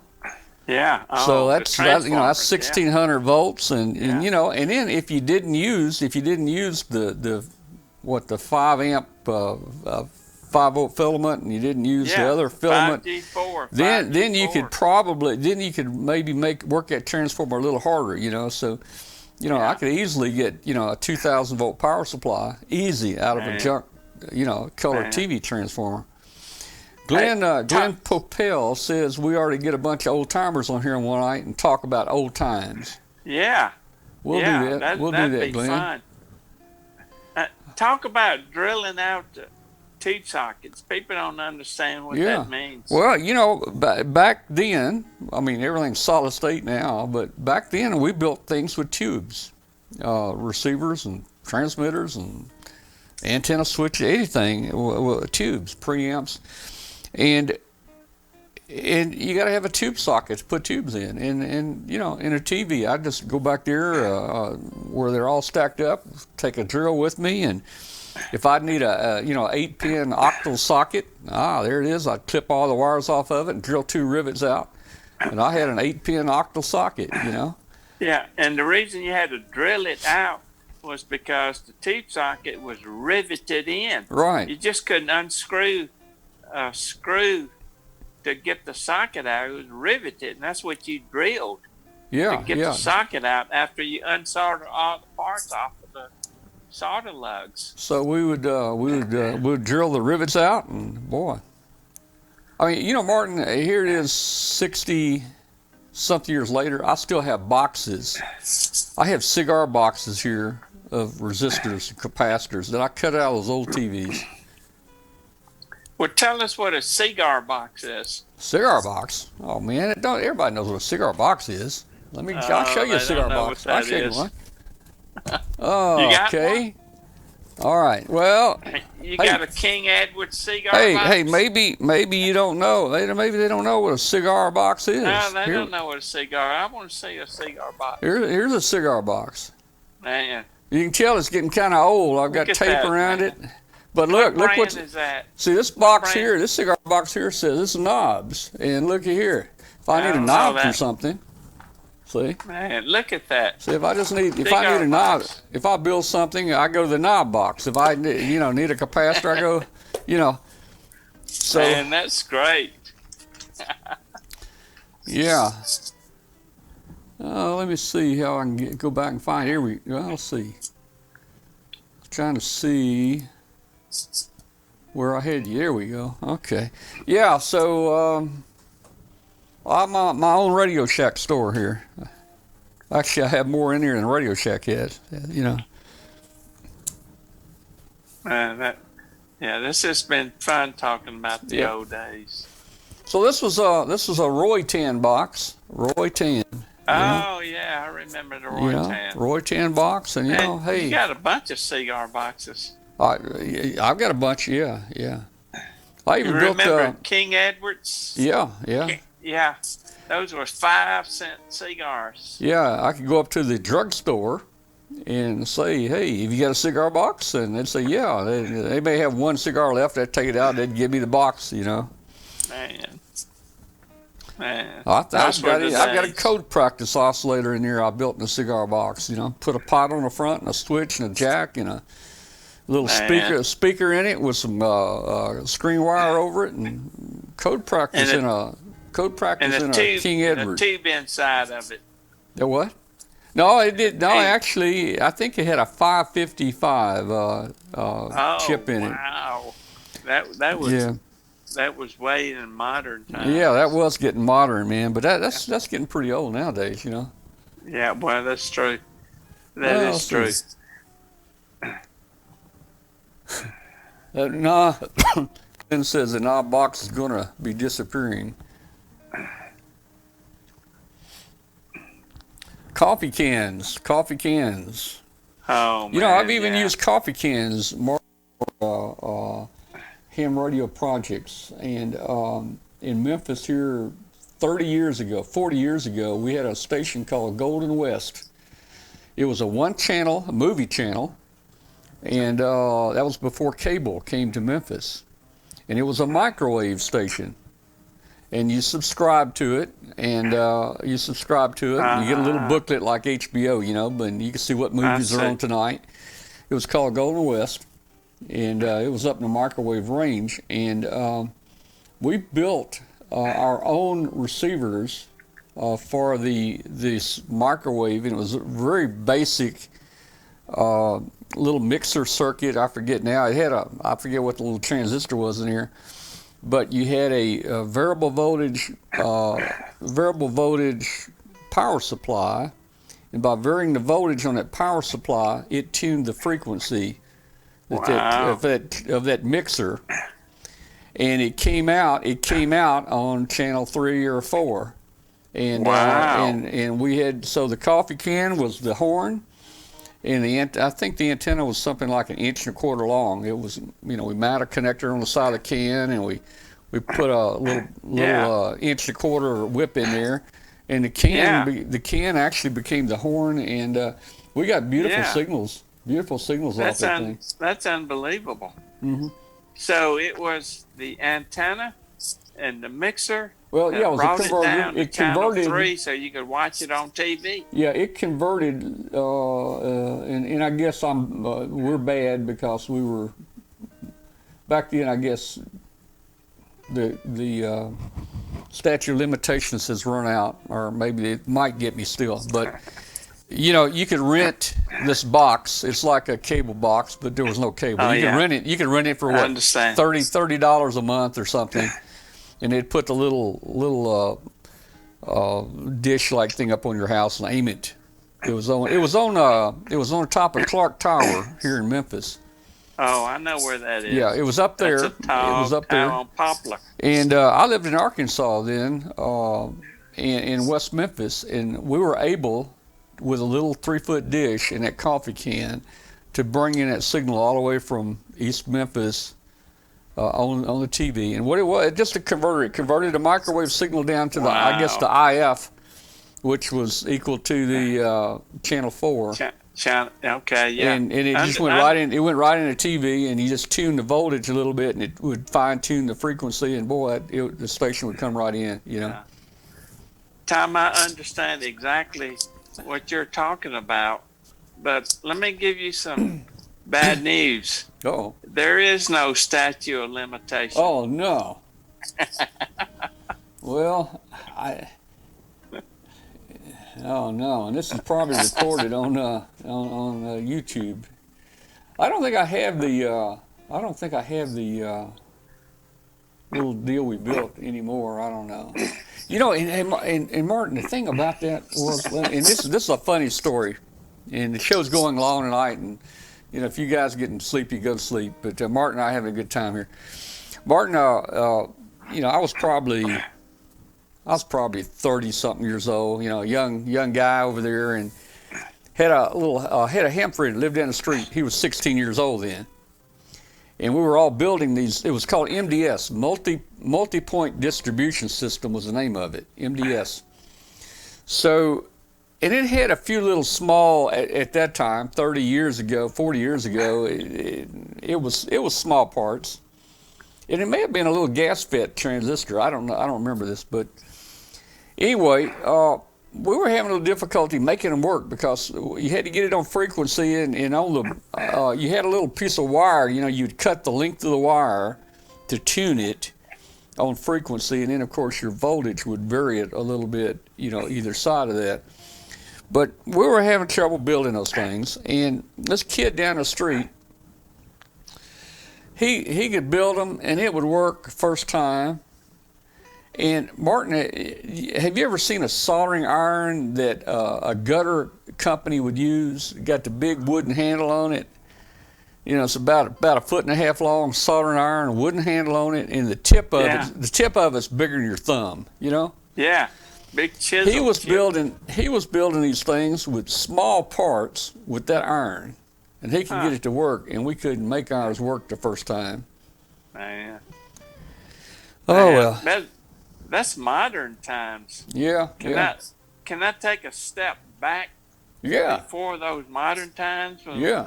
we used to use coffee cans, Maxwell coffee cans or Folgers coffee cans, where I remember building an automatic TR switch, transmit receive switch, using a Christmas tree light bulb and a pair of diodes that were connected in parallel. And it was a TR switch that you could connect a transmitting antenna to it, which was always connected to the transmitter, and then the receiver would be connected to the TR switch. And when you transmit it, the light bulb would light up and it would increase in resistance, and then the two diodes that went to ground would clip the signal so it wouldn't burn up your receiver.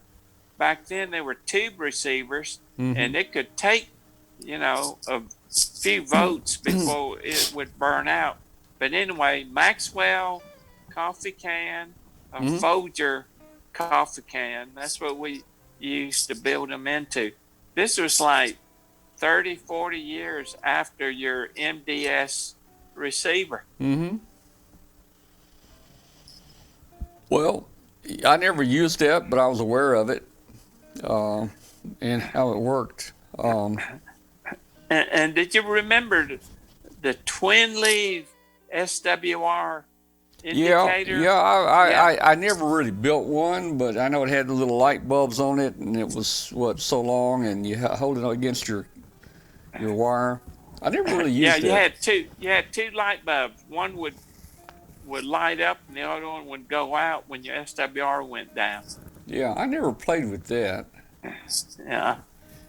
Now I did build later on, maybe 17 years old. I did build an SWR meter, and they're relatively easy to build.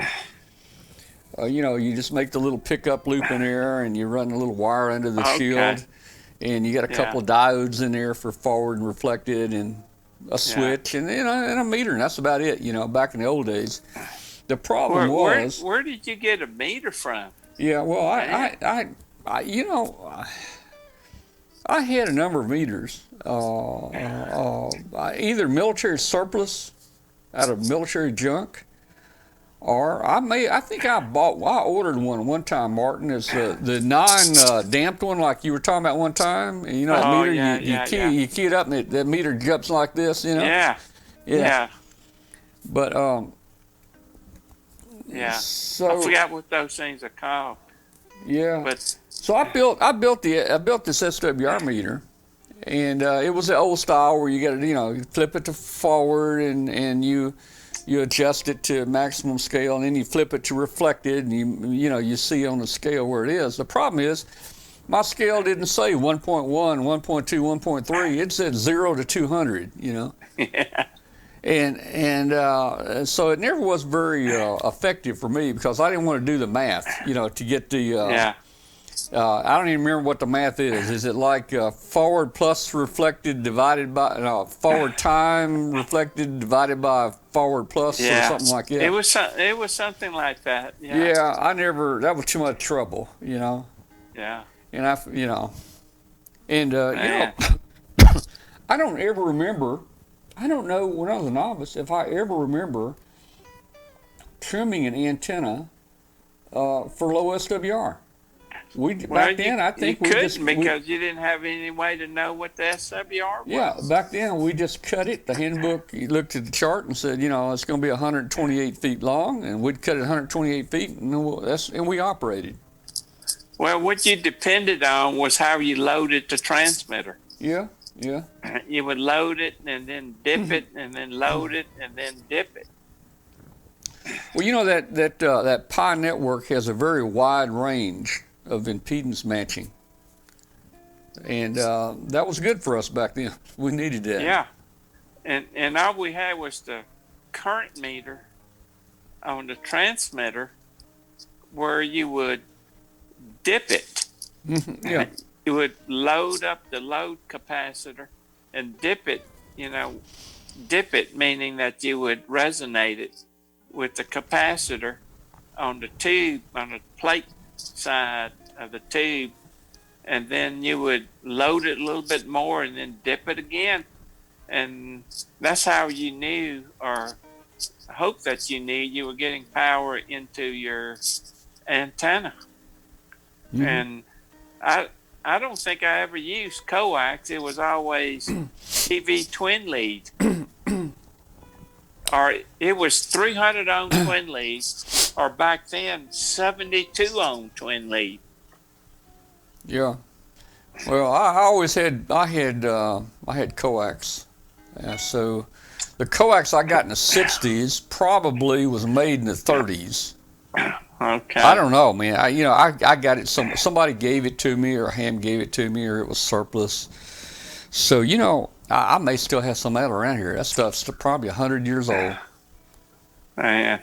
But Tom, it was either I was way older than you, or you were way richer than me, because I didn't have coax. Well, you're 4 years older than me, so you got yours at 16. I was 12 years old when you got your license. Wow. So it took me in 4 years we had coax. Wow. Yeah. I remember the radio TV guy that I knew in Hollandale, Mississippi. What he used when he built that transmitter out of radio TV parts for the transmission line, and I don't know if you remember what this is, but this was AC line cord that was twisted, mm-hmm. and it was like cotton insulation. Real lossy, but it worked as it's like 70 ohm impedance transmission line. But anyway, that's what he used instead of coax. That was on the roof of his repair shop, which was in an alley in Hollandale. And he used which I bought, it was a 25 cents tube from World War II, 1625, which was a 12-volt version of the 807. Yeah. 22 watts input with plug-in coil and one crystal. Yeah. 22 watts input was like 10 watts output. 40 meters. The 1625s were real popular back then. Now the 807, was that a 6-volt tube, the 807, or one? The 1625. I think it was the same thing as 1625. Yeah. But the filament voltage was right. They were different. 6 volts instead of 12 volts. Right. Well, that was used in the Arc 5s. You know what the Arc 5 was? Yeah. Oh yeah. Yeah. That's what they used, 1625s. Man, that goes back so far, I can't hardly remember. Remember B.A. Bernstein Appleby? Yeah. They had all that surplus stuff like that. Well, that equipment was well made back then, and you got to imagine the jarring and that it took, on an airplane or something, or it was really well built. It was military grade equipment. Mm-hmm.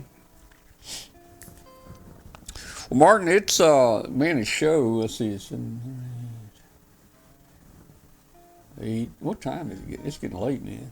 The show's done run 2.5 hours tonight, man. I think I'll go ahead and close the show down. Okay. Enjoyed talking to you tonight. Yeah, it was fun visiting with you. And we'll see you in another week or two. Just when you get ready to get back on here, just shoot me an email. Okay. We'd love to have you anytime, and I'll work on getting a bunch of us old geezers together for an old geezer night.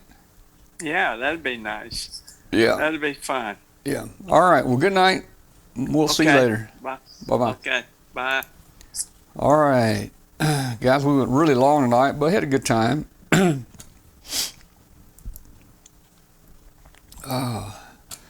Join us next week, 8 o'clock, Tuesday night. We can do that. We can let Martin answer your questions. 7:30, everybody. Good night. Follow us on Facebook, W5KUB. Join that, and we will see you later. Good night, everybody.